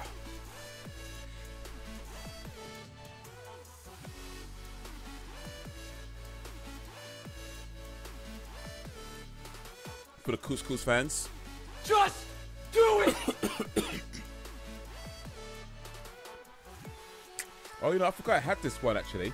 We were talking about that wage gap earlier, so The wage gap is simply the average earnings of men and women working full-time. It does not count for different job positions, hours worked, or different jobs. It has nothing to do with the same job. It has nothing to do with discrimination.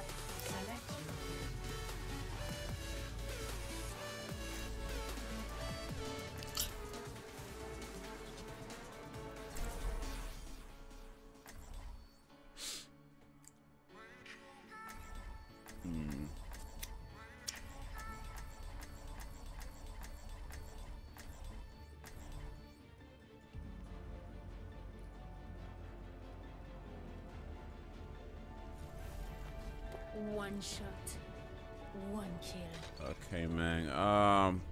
Before you go, let me know how to pronounce your name, Mr. Arabic man. How do we pronounce your name? Just so we know. And also sound back along for that technical answer. Yeah, pretty much. Yeah. Was it what's the name again? Shoe on the head. That's it. Muhammad. Okay, I can say Muhammad. Muhammad. Well, appreciate you coming through, Muhammad. Big up for that. If you haven't already, hit that subscribe button. I try to live stream most days during the week at around 7 p.m. GMT. So hit that sub button, hit the notification bell, and check out my other channels as well. Mr. Muhammad, check out my other channels. I do a comedy channel, links in the description. But yeah, appreciate you coming through. Assalamu alaikum, and hopefully see you again soon, homie.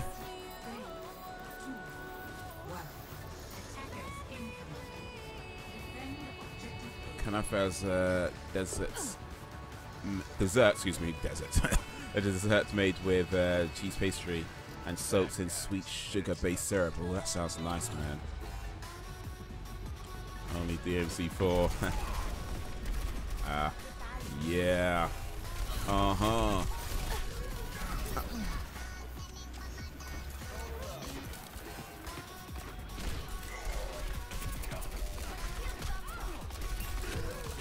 Oh, shizzle. Oh my god, that's amazing. I got shot up in the corner, man. That was terrible. Rendez-vous avec la mort.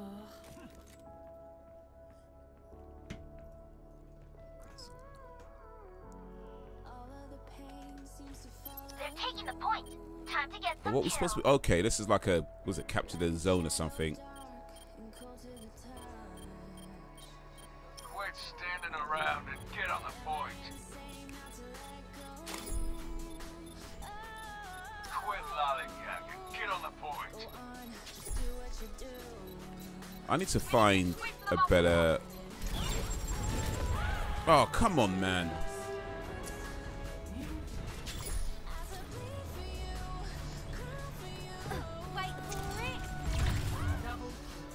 Wait, what did she do?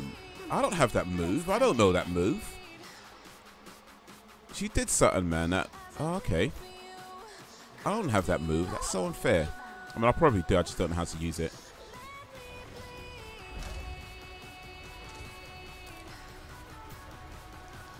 Let me play.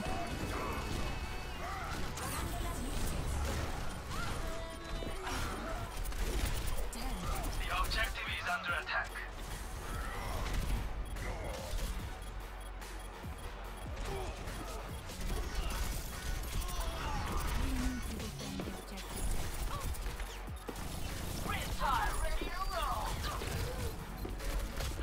Ah.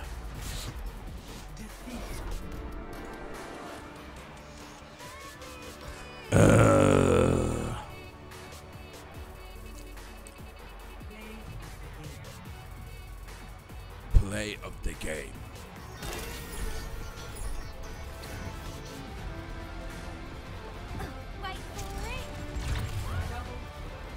Yeah, she got with that move, man, and I got play the game. That sucks, man.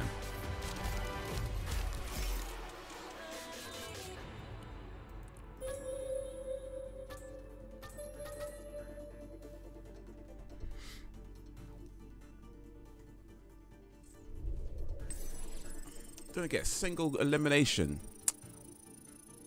Damn. Oh, actually, here's what I did today. I watched this movie. Y'all know about this movie? I know Dan knows about this movie. I watched this today. First time in a long time. Now entering the temple of repair. Show enough. Select your hero.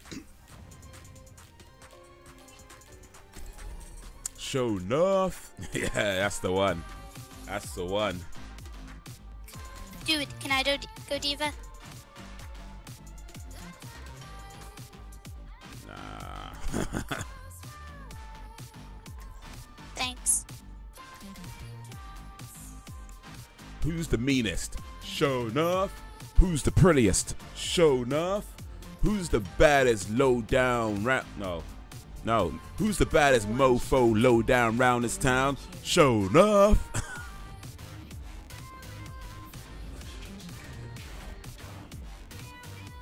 Yes. It's been a long time since I watched it. A long time since I watched that. I think probably at least close to 10 years, maybe more. But it's a long time since I watched it last. But yeah, watched it again. Watched it again today. Attack commences in 30 seconds. You think there's something worse? Bought it a while ago. I just got around to watching it today. Enough waiting around.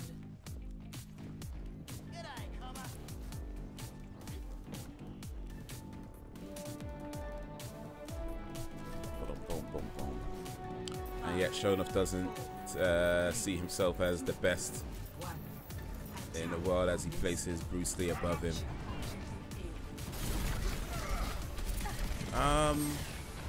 Does he? I might have missed that bit actually. Huh.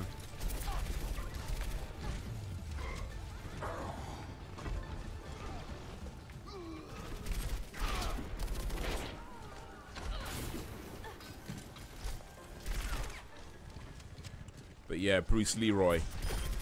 Now I feel alive. Hanzo, at your service. Oh shit, man! Got from above. The Diva is another not Diva, Widowmaker. Hey, what? What? Man, I don't even know what's going on.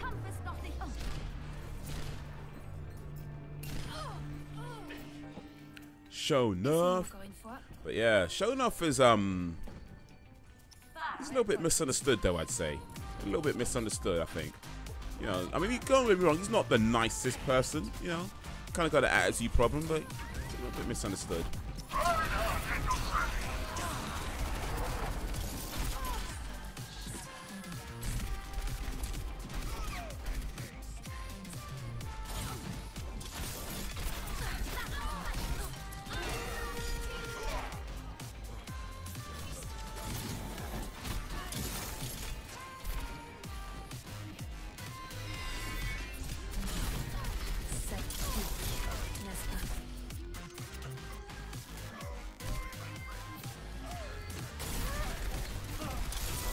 Hey, shouldn't this triggering thing supposed to make him easier to get down?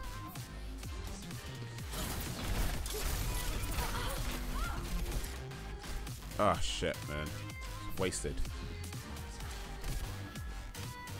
Coming at you.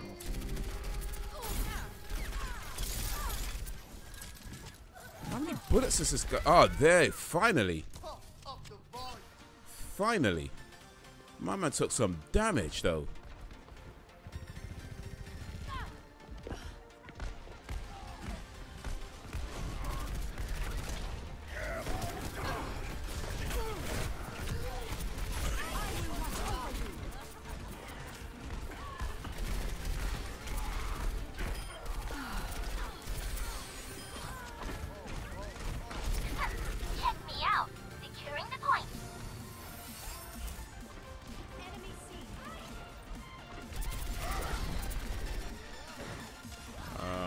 My man's running away though. Guys, we need to stick together a little more.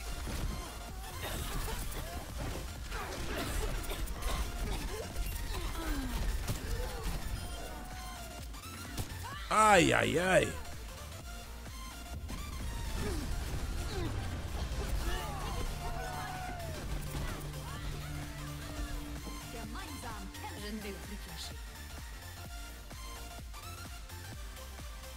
Hello.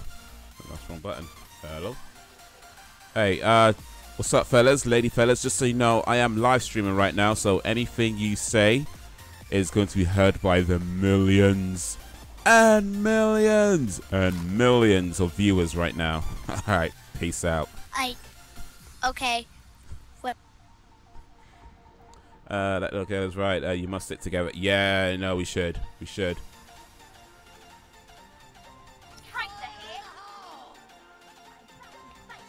But yeah, no, you're right. We should sit together. So what's your game plan?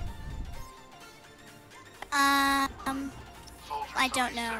Reporting for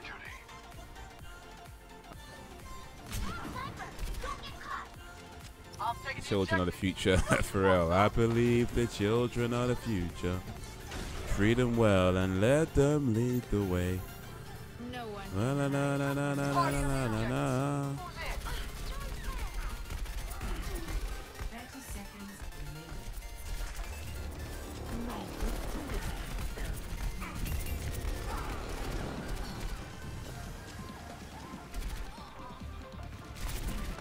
Oh, come on, man. This war simulator will get them Mike, prepared. Do you have a game plan? My game plan is to shoot and not get shot. Sounds good. Cool, we go with that.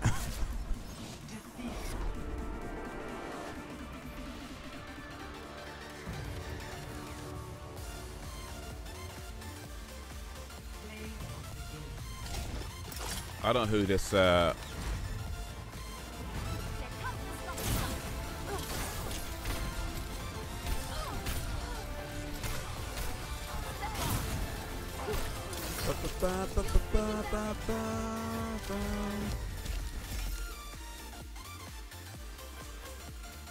Alright. Let's stick together.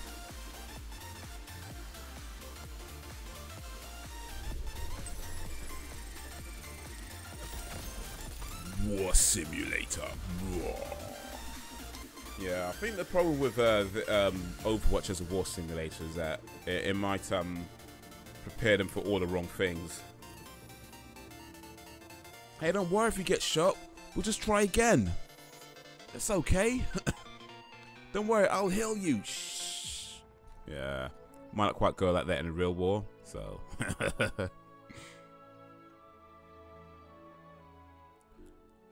Running guns blazing is not good war. Yeah.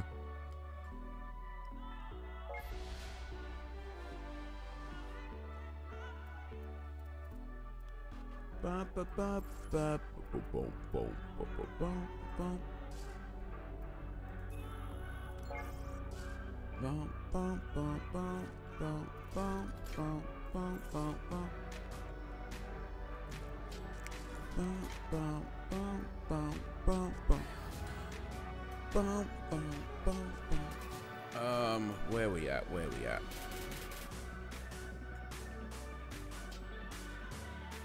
Okay, this is my team. Okay. Cool, cool. Moonstar.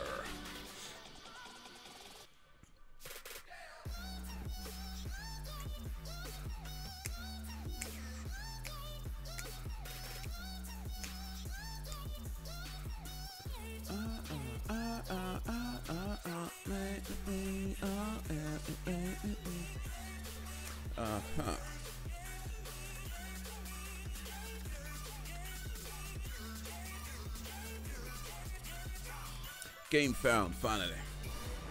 Finally, it's about time. Real talk. So what you guys plans for the week ahead? What y'all got going on?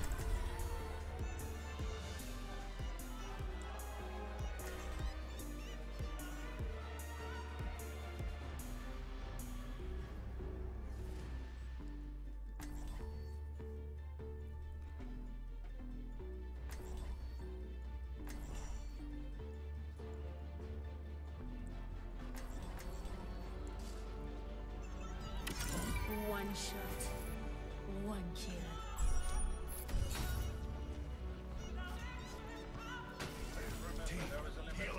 Bang, bang, 97X, the future of rock and roll.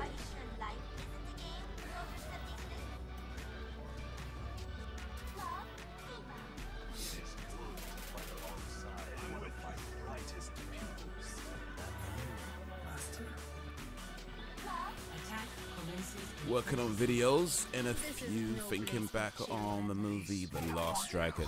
Nice. Show enough. Who's the meanest? Show enough. Who's the prettiest? Show enough. Who's the baddest mofo low down around this town? Show enough.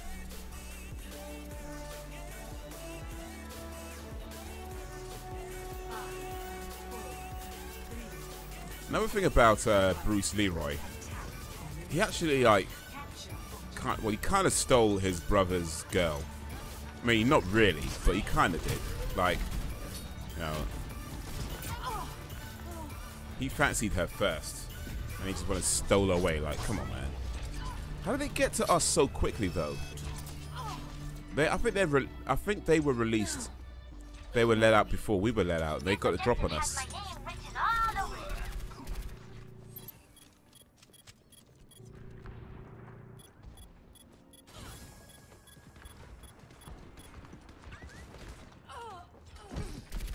Dang it, I almost got the point.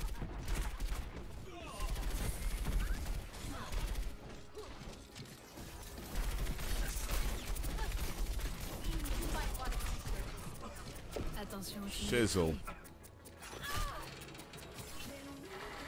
Trapped, man. Oh, shit. You got me trapped. The Last Dragon movie looks awesome. Yeah, it's a pretty cool movie, man. It really is. Old school, like 1980s. 1985, I think, actually. Oh, what the hell, man?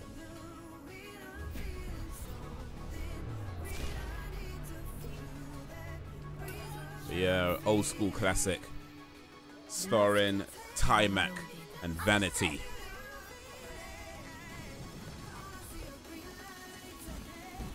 About a man who's looking for the master.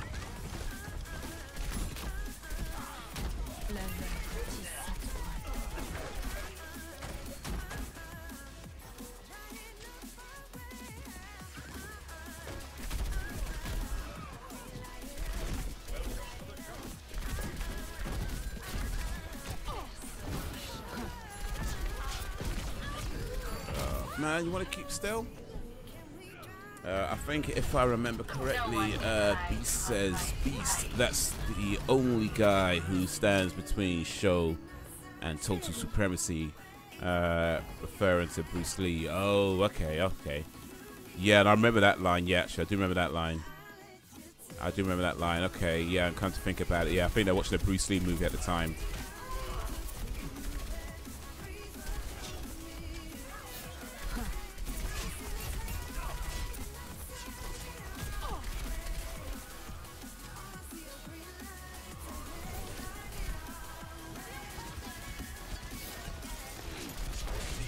Oh man, they're hiding, man. Yeah, it's from 1985. I remember watching that when I was a kid. Okay. Yeah, I messed up the quote a bit, but multitasking the ass so good. Okay, I got somebody at least. But I need to create some distance and use my sniper more because these guys are acting up.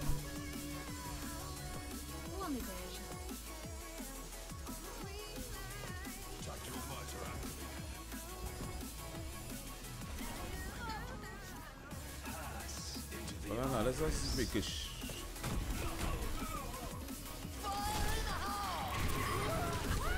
Ah.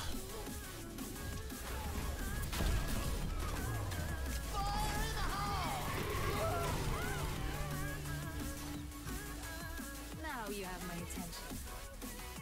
Now you have my attention. Experience tranquility. Oh, now they're all gone, huh? 60 seconds remaining. flipping hell.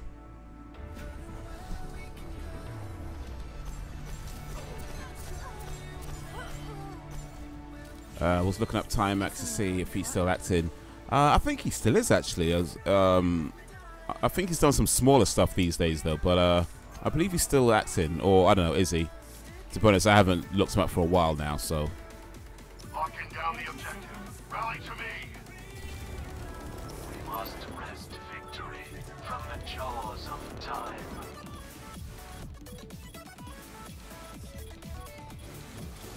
I am taking the objective. Yeah, he is still working. Okay, cool. That's good to see. That's good to hear. Now, we're gonna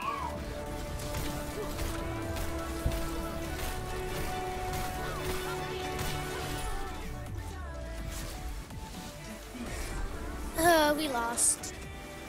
Ah, so good. Win some, you lose some. Words are the best.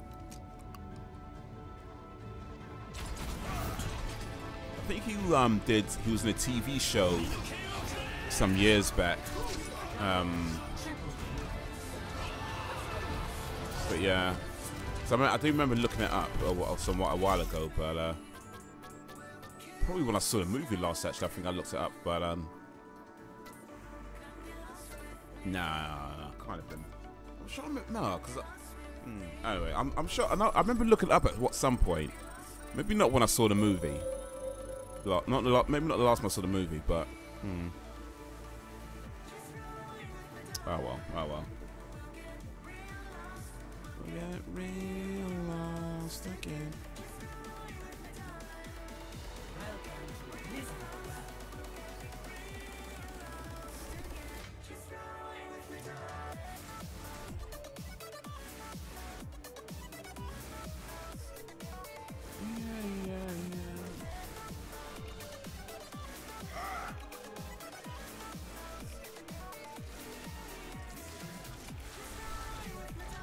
One shot, one kill.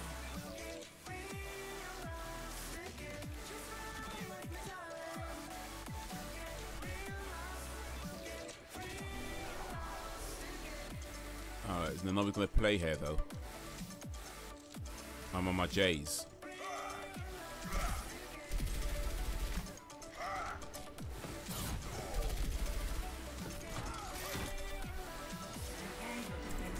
Alright.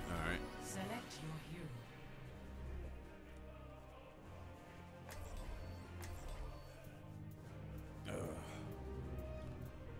Alright, Can we get a Bastion?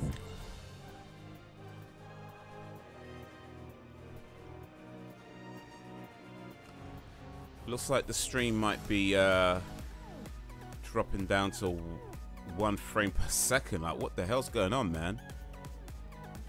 Wagwan. I don't know why that is. I do not know why the stream's dropped down so much. One shot, one kill. Okay, it might be smoothing out a bit now. Don't know what happened there. I didn't change anything. The game was running fine. But for some reason, the stream just dropped hella down for like 1 frame per second. Like, what was that about? 1 frame a second, you know, like, what is this? 1862? Attackers incoming in 30 seconds. Look at this team. We're gonna do great.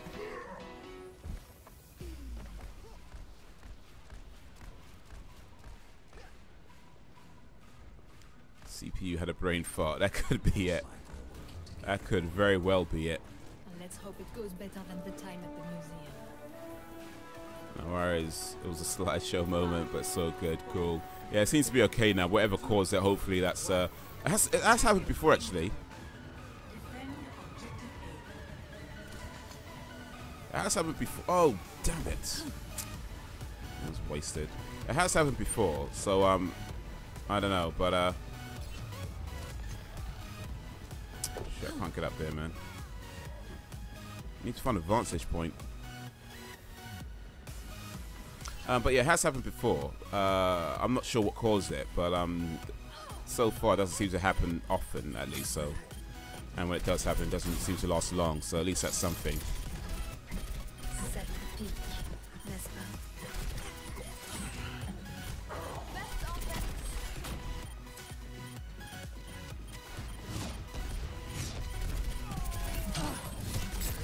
Can you get a little help?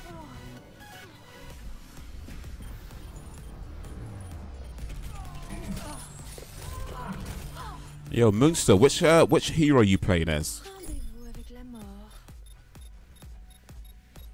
What? It glitched out. Which hero are you playing as? I'm Lucio. Lucio, okay. Alright, what type of weapons does Lucio have? What's his abilities? He can heal. He can make you go fast. There's this one ability that I don't get. And another ability that I don't get. Okay. Well, let's try this then. Like, if you could heal, if you stay near me, then I could go in with the assault rifle. And if you keep me healed, then we should be able to pop off a few before, you know, before we both get taken out. Sounds good.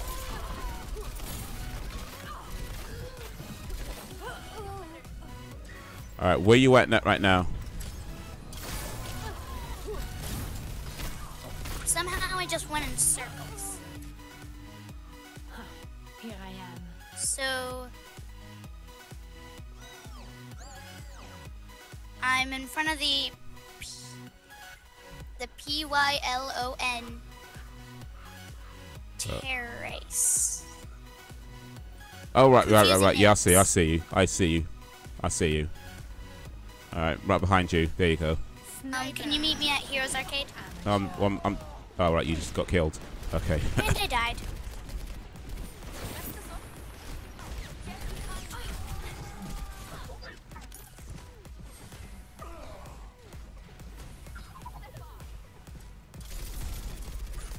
Attention aux humilités.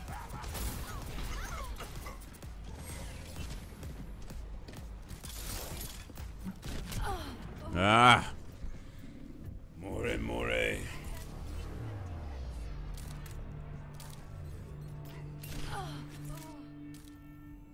Où en étais-je? Alright, where are you now?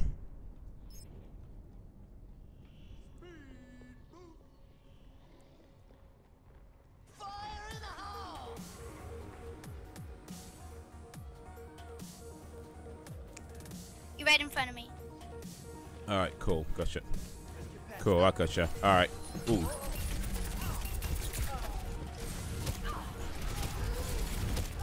Shit. I don't think this plan's working too well. Can you heal me, guys? Hello, darkness. That's it, man. Pretty much. Maybe not working. Let's try that again. If it was World of Warcraft, that would work. That's a good plan for World of Warcraft. Maybe not so much for Overwatch, though. Yeah.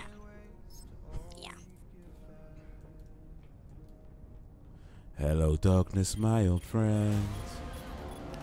I came to talk with you again.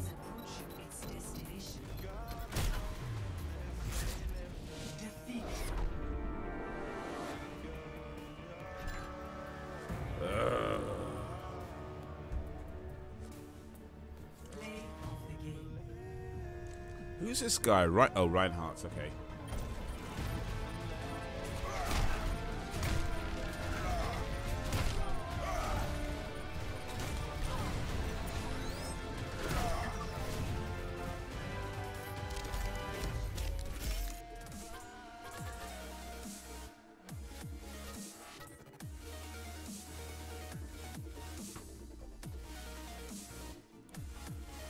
All right. We gonna learn today.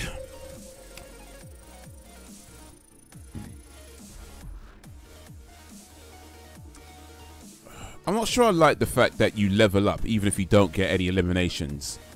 Because I mean, I get that don't get it wrong, you should get something for playing. I'm cool with that. But it seems to give you quite a lot for just taking part. You know what I mean? Like I'm not sure. I'm on board with that. It seems to give you quite a lot of experience points just for taking part. You know, because at the end of the day, it's going to put me into a point where it's going to tell me that I'm level 25, good enough for the competitions, and I'm not going to be. You know, I'm not going to be good enough because it's giving me way too many points just for like turning up. You know, so it's like, dude, that's probably participation trophies. I mean, I'm saying give a little something, because playing does, of course, count towards your ability. Even just playing does. I get it. So give a little something, but you don't need to give that much. You know what I mean? Maybe tone it down a little bit.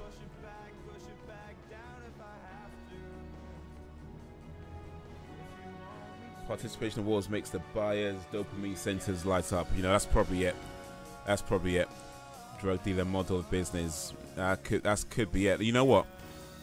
You know, that's probably one of the reasons why this game is so successful.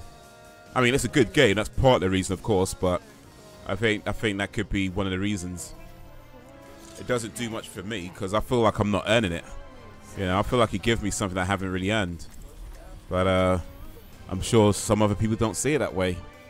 So yeah, I think that what you just said. Yeah, the dopamine thing.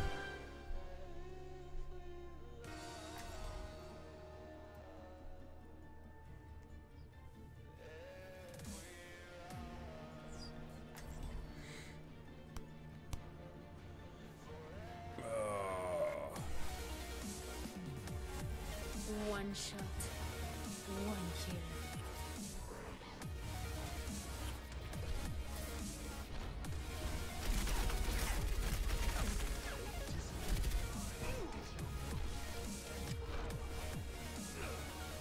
Are they gonna let them out before they're gonna let us out though again?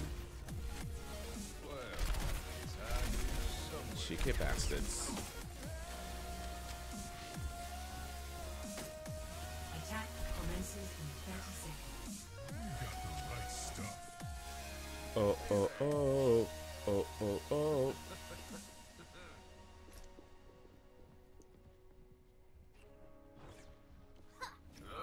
We've got the right stuff.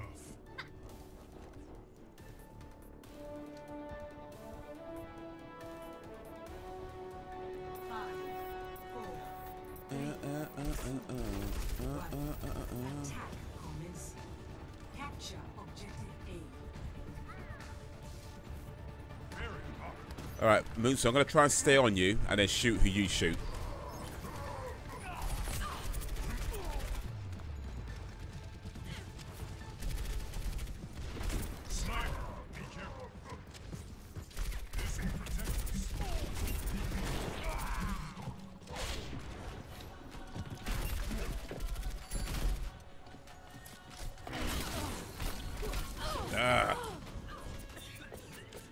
But it's a fun game, and kids to adults love it. So it's doing something right. Yeah, no, definitely. I mean, it's a good game. Definitely, I enjoy the game just playing it. So it at least has the base part right, just being a good game. But yeah, I think that dopamine stuff does contribute to. I don't think it's the only reason why people keep playing it, but I think it's certainly a contributing factor to why there might be a lot of people who are playing this game a lot.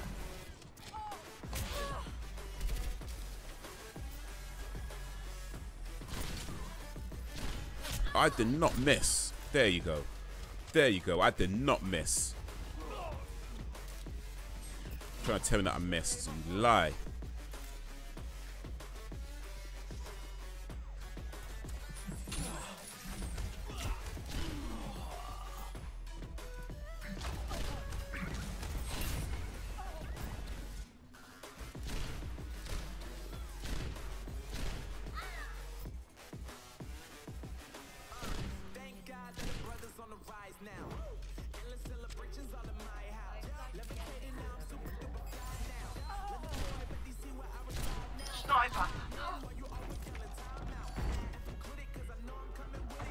You know what?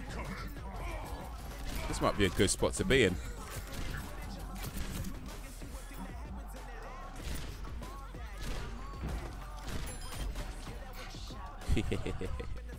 This might be a good spot to be in.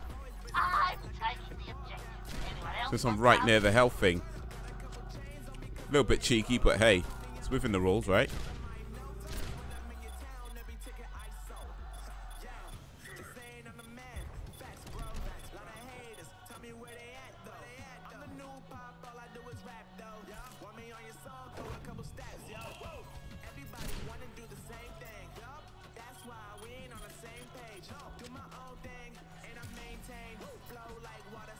Oh, they're moving away from me now. I have to come out.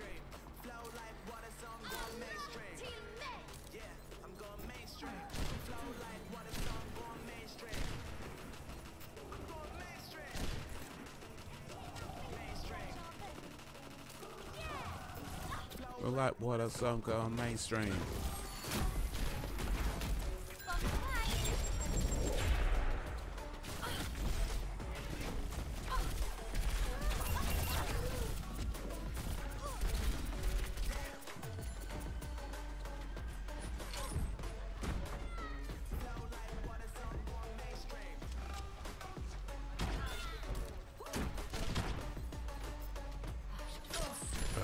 Get out of my way, woman.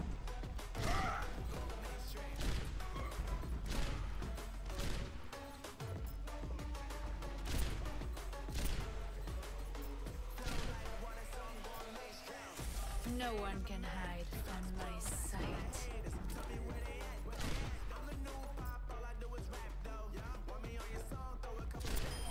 The widow's kiss. 60 seconds remaining. Sniper! Must be cautious. The objective is mine.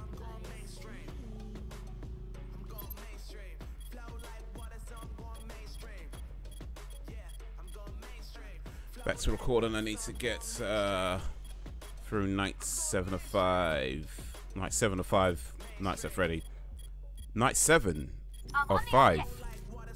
Shouldn't it be called 7 Nights at Freddy then? 7 Nights at Freddy's. Extended stay over. My apartment's still not ready yet, so we need to still stay over at Freddy's. That's how it should be called. The builders lied about the estimation time for completion. I am taking the objective. Join me. 10 seconds. Pick up the pace. The objective is mine. Be quick about it.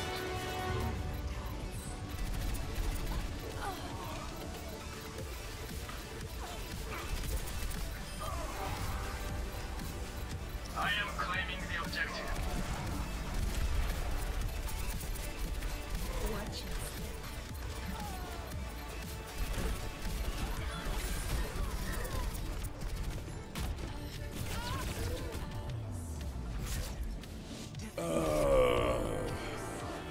I know, it's overtime. Overtime.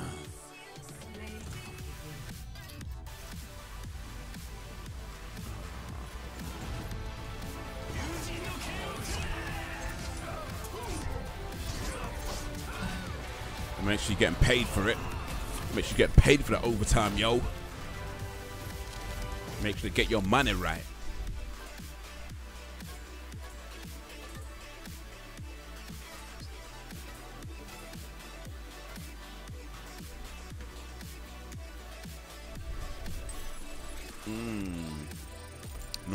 Not bad at all.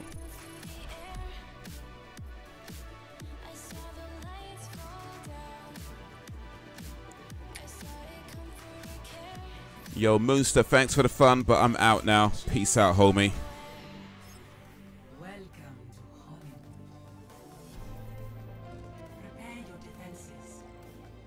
Select.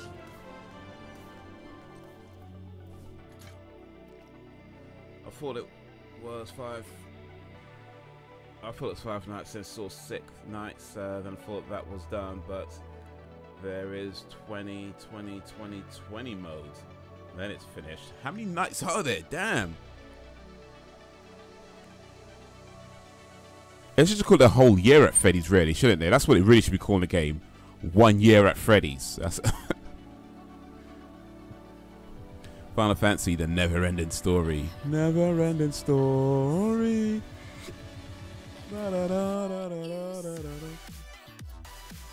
Damn line titles, you know. Oh, that's what it meant. Sorry, Final Fantasy, and then okay, yeah, because similar. Gotcha. Final Fantasy wasn't the final one. Never-ending story did actually end. Gotcha. I see what you're saying. Yep. Ooh, excuse me.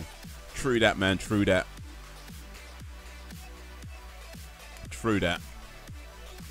Never Ending Story. That was a good movie. I did like Never Ending Story. I am Gamork. 7 nights and 5 nights at Freddy's.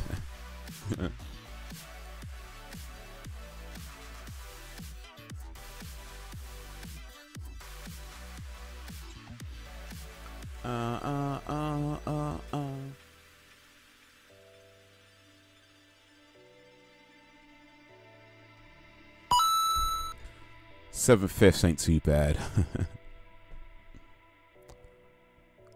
5 work days, 2 overtime. So yeah, well, yeah, I guess it's the whole week then, isn't it? You know, 5 work days and a weekend. But then I don't know, that's a long week though when you're working every night of the week. Is it gonna make a spin-off? Are they gonna make a spin-off called The Day Off at Freddy's? Or you know, Annual Leave at Freddy's, Sick Day at Freddy's,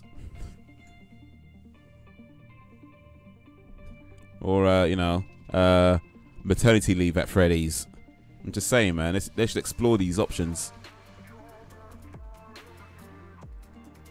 Imperial measure at Freddy's. They can't force you to work 2 days of overtime in a work week. You're damn right. It's like union strike at Freddy's. That's the next one, isn't it? Workers' rights at Freddy's. Yeah, you know it. That's what I want to see. That's what I want to see.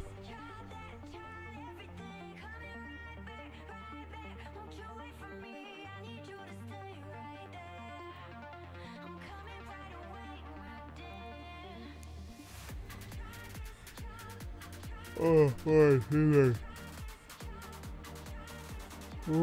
excuse me.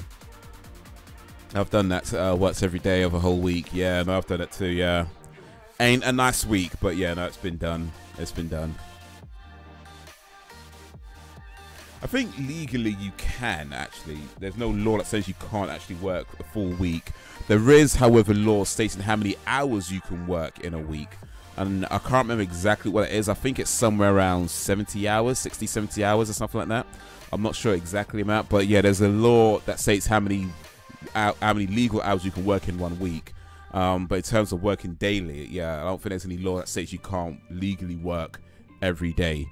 But it's just how many hours you do in a week is that's where there's certain requirements.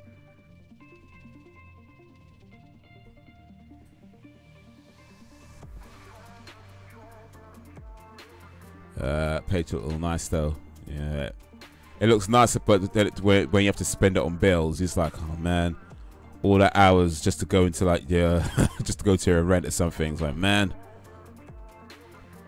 And again, also did open shuts. What's open shuts? I mean opening up and shutting down. Like open up the store and then shut down the store. You can choose to work up to 60 hours in Canada at least. Okay, I've done more than 60 hours in a week. I'm not sure what the most I've done in an employed week. It's probably as in when I've been employed. Self-employed, then yeah, way more than 60 easily. But as an employee, I'm not sure what the most I've done is. It's probably about 45, 50 hours, I think, as an employee. But yeah, self-employed, I've done easily way more than 60 hours. Easily.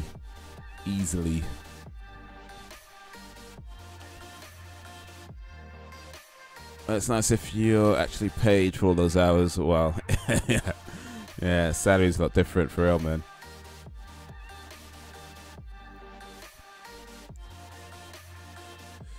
Yeah, start work when I went before the store opens until the store is shut. Everything is in order to leave. Yeah, some places take the piss, so they get you to come in, open up, you know, stay behind to shut up, and only pay you, but they don't pay for all those hours. Like, it's such a piss take, you know. I mean, I don't know what exactly the law states in Belgium, but I know in the UK at least, if you're not being paid, you're under no obligation to be there. So yeah, I don't know if that's the same in Belgium, but yeah, if you're not being paid, but that sucks, man. I mean, certain times I feel like it's appropriate to. I think certain jobs depending on what the job is. Certain jobs I feel like you can get away with, you know, not being paid for certain things and it still be okay. But like any kind of like retail job, no, you should be being paid for the hours you're actually working. I'm doing my best to keep my job. Nah. Yeah, I feel like sometimes people take advantage of certain things when they know that, you know, people need the job, people need the money. You know, when they know certain things, people just take the piss. They take advantage. They take advantage, man. It sucks. Sucks, man. I used to work at a place where a guy, I'm pretty sure he was doing it, not so much with me, but I think with a lot of the other staff, he would absolutely take the piss with them. Only reason why he didn't do it with me, I think, so much is because he seemed to employ, and I ain't trying to sound rude when I say this, but just the truth as I saw it. But he seems to employ a lot of people from different countries, or from one particular country rather, who maybe didn't speak English so well. You know, English wasn't their first language. You know, and so so when it comes to getting jobs, they don't necessarily they may not necessarily have a lot of choice.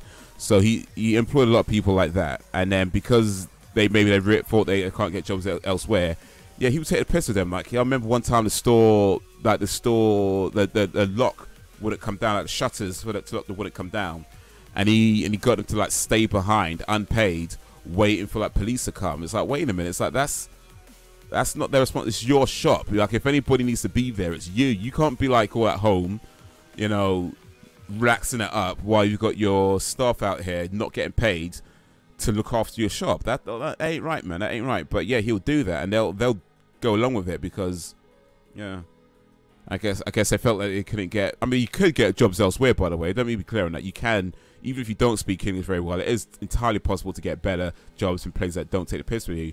But if your view of the world is that, you know, I probably can't get a job elsewhere, then you end up putting up with certain things. And that guy, yeah, I don't think he was he came across as a bit of a crook to me. I'm pretty sure he wasn't paying my taxes at the time either. I'm almost certain he wasn't really paying my taxes, but yeah. Shady people, man, shady people. They're not lining up to hire me, and my former bosses was well aware of this. Yeah, should have written where. Well of this. Yeah, yeah, man. That sucks. So when people are in certain positions where jobs don't come too easily, then if your employee knows that, some people are cool about it and they won't take the piss. But yeah, you'll find a lot of people will take the piss, and it's such a shame. Such a shame, like, 'cause it shouldn't happen. Shouldn't happen. But man, gotta be careful out there, man. Be careful what you tell people. That's for damn sure. Be careful what you tell people. A lot of people be okay, but then a lot of people take the piss with you. And you gotta be careful, man. You gotta be careful. You're better than that, man. You're better than that, Dan. You're better than that.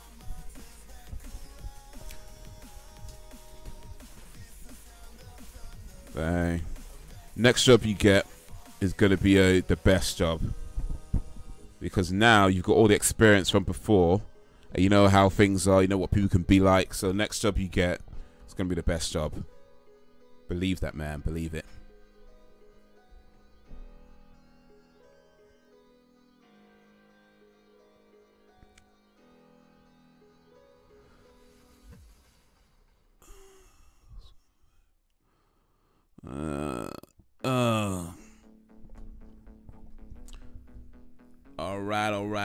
All right. We gonna learn today. Trying to get one. You'll get it, man. You'll get it. You'll get it. Just keep applying. You know, keep looking online. Keep checking the papers. Keep applying. You know, jobs are like girls. You know, you ask out one girl, she says no. You ask out another girl, she says no. Ask out third girl, she says no. Ask out fourth girl, she says no. Fifth girl, no. Sixth, no. Ask out 100 girls, no. 200 girls, no. 1,000 girls, no. 2,000 girls, no. 10,000 girls, no. 10,001, she says yes. I'm just saying. Like, you keep applying, eventually somebody is going to take you on. You know, somebody's going to take you on. And whatever job it is, whether it's a low-paid job or a high-paid job, because you got the experience on work before and all the knowledge you've had now, you know, you make it. It's going to be the best job. And even if you have to start at the bottom and work your way up, you know what I mean? It could be done. but because you have that experience now, you know, that's going to make it, in your mind at least, it's going to make it that much better, because you know how to handle things, you know what to do, you know what you can say, what to say and when to say it and all that kind of stuff, you know, just various things to help you navigate the environment better, you know. So yeah, man, it'll happen, man. It'll happen. Keep going, let it happen. Started at the bottom, now we're here, you know it. Oh, well, no, okay, we started at the bottom, now we're here. Dan, let me ask you something, if you don't mind, actually. And if you'd rather not answer this, it's cool. But when you're applying for jobs and you put in your CV, because you've mentioned that, you know, you've been out of work for a little while now. So when you're writing on your CV, what do you put in place of the times where you haven't been employed?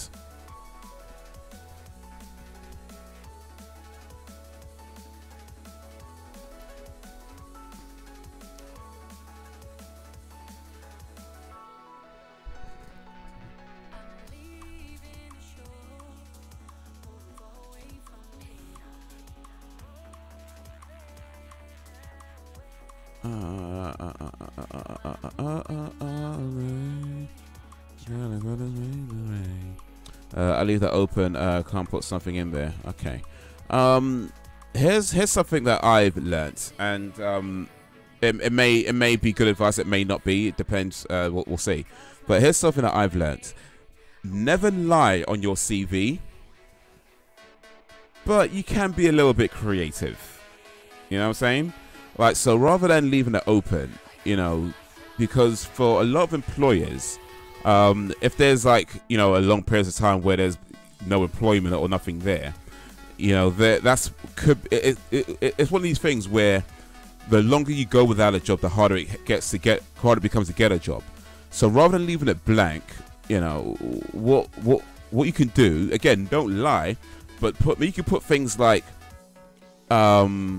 learning media management, which is not untrue. You've been on YouTube for a while. You've been learning how to edit.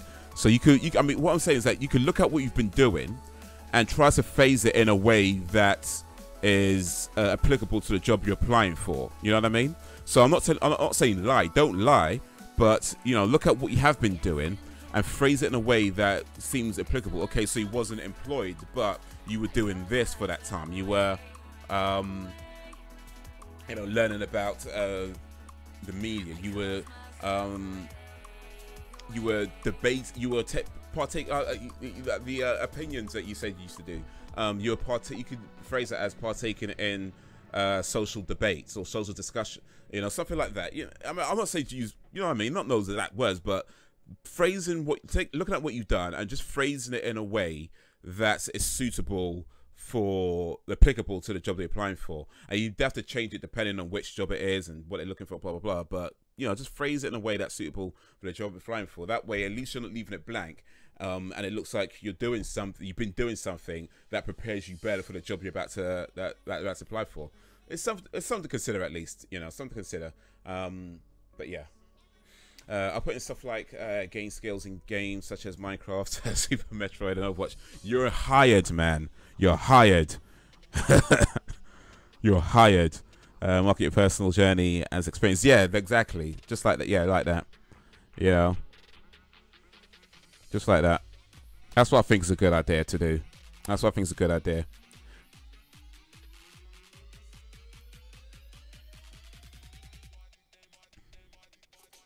And I can't do that as I have to show my resume to the unemployment agency, and I already had to prove that YouTube is a hobby. That's almost got me in trouble. I see. Well, yeah, I mean, you can still learn from hobbies, though. I mean, okay, it's a hobby, not an employment. I'm not, you know, but that hobby, during that hobby, you've learnt things that are applicable to what you're about to apply for. I mean, that shouldn't be an issue, right? You know, it's a hobby, fine, but okay, but in this hobby, I've picked up these skills, you know, doing this, I've learned how to handle this, I've learned how to do this, I've learned this. Okay, maybe not bending it as much as I initially stated. Maybe not bending it that much. Maybe just a slight curve. Just a slight curve. So not a full bend, just a slight curve. But, you know, just looking at what you've done in YouTube. Okay, it's classed as a hobby. during that time. But in during this hobby, this is what I've learned.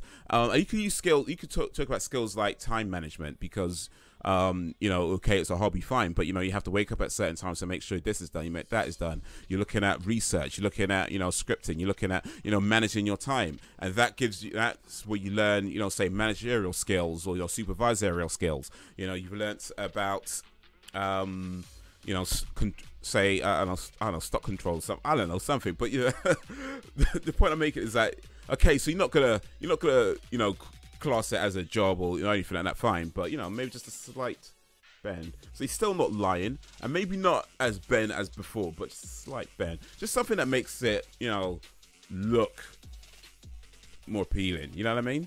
That's what it really comes down to, making it look as appealing as possible.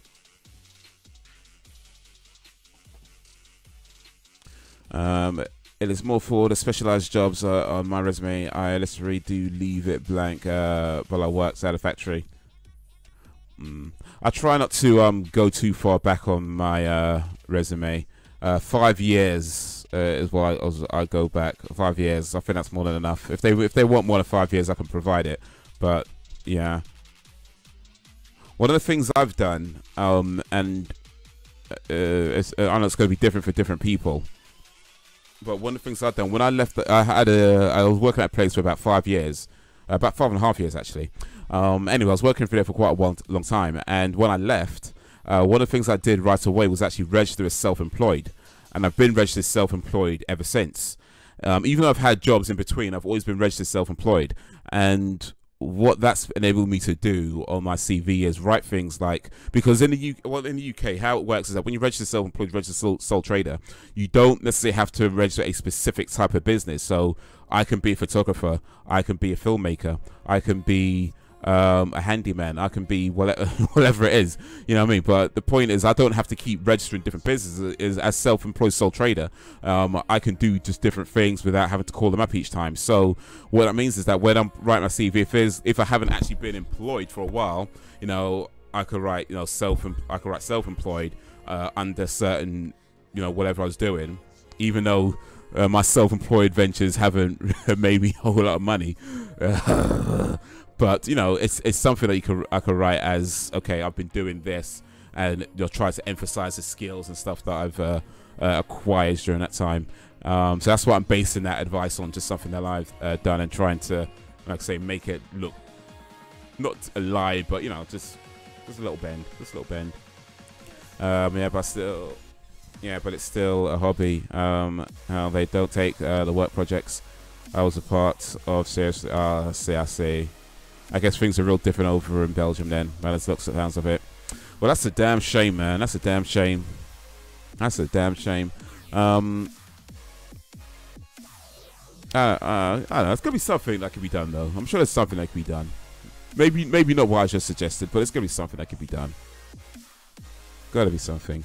But in any case, just keep going, keep applying. It will happen, man. It will happen. But damn, man. Boy, they make it hard out in Belgium, man. Damn. I thought UK was hard to get a job, but damn, man. Belgium must be, boy.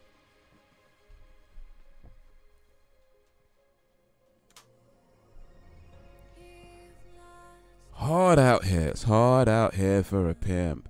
When you're trying to get this money for this rent. You know it's hard out here for a pimp.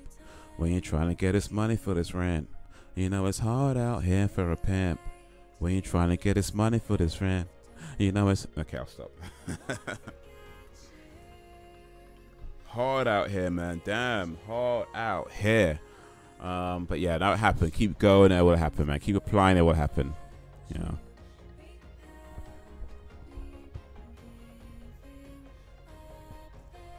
The agency, do they offer things like resume writing advice and stuff like that? So if they do, or maybe yeah.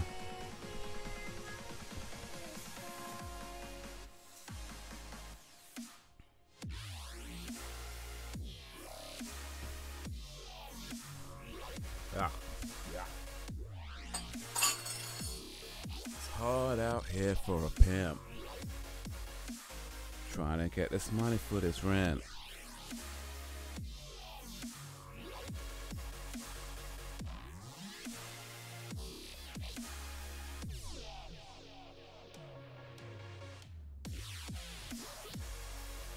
Fatality. All right. We're gonna learn today. I've had help with it, and it didn't help that much. That's a damn shame, but yeah. Keep going, man. Keep going. All right. So what's happening now? So yeah, next live stream is Wednesday. I'm not live streaming tomorrow because I'm out most of the day, I think, tomorrow actually, including the evening. So next live stream should be Wednesday at 7 p.m. GMT. However, there is a new video out tomorrow, so look out for that. A new video over on the comedy channel, which is about kids these days. I've got a video coming out about kids these days. You know, these young whippersnappers that don't respect the previous generation. You know, I've got a video coming out about that. Well, sort of about that. But yeah, look out for that tomorrow over on the comedy channel. Kids these days. What's wrong with the kids these days? And what else? Yeah, if you haven't already, check out the last video, which is why black men prefer white women. Let me just get you guys a link for that right quick. What's the deal with kids? Exactly. What's the deal with? What's up with that? What's the deal with kids these days?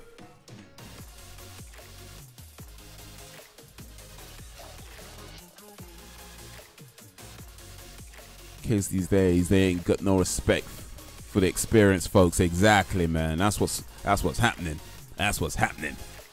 But yeah, look out for that tomorrow, fellas, lady fellas. What else? Oh yeah, so yeah, check out the previous videos. Look out for some other videos to come. Might post a few videos on this channel during the weeks. Look out for those. And to all the stalkers right now, I'm pretty sure all the talkers right now are subbed. But any talkers or any stalkers who aren't subbed, then yeah, hit that sub button. Hit that notification button. Check out the comedy channel. Should be back live streaming on Wednesday, 7 p.m. GMT-ish. But yeah, that's going to be all for now. So guys, to all the stalkers and the talkers, you have been awesome as always. I appreciate you and all that you do. Thank you for keeping me company. Thank you for keeping this chat lively. We had a good old time today. Talked about all kinds of things today. So yeah, we had some fun in the village right now. We had some fun. So yeah, till whenever, if ever, peace out, y'all.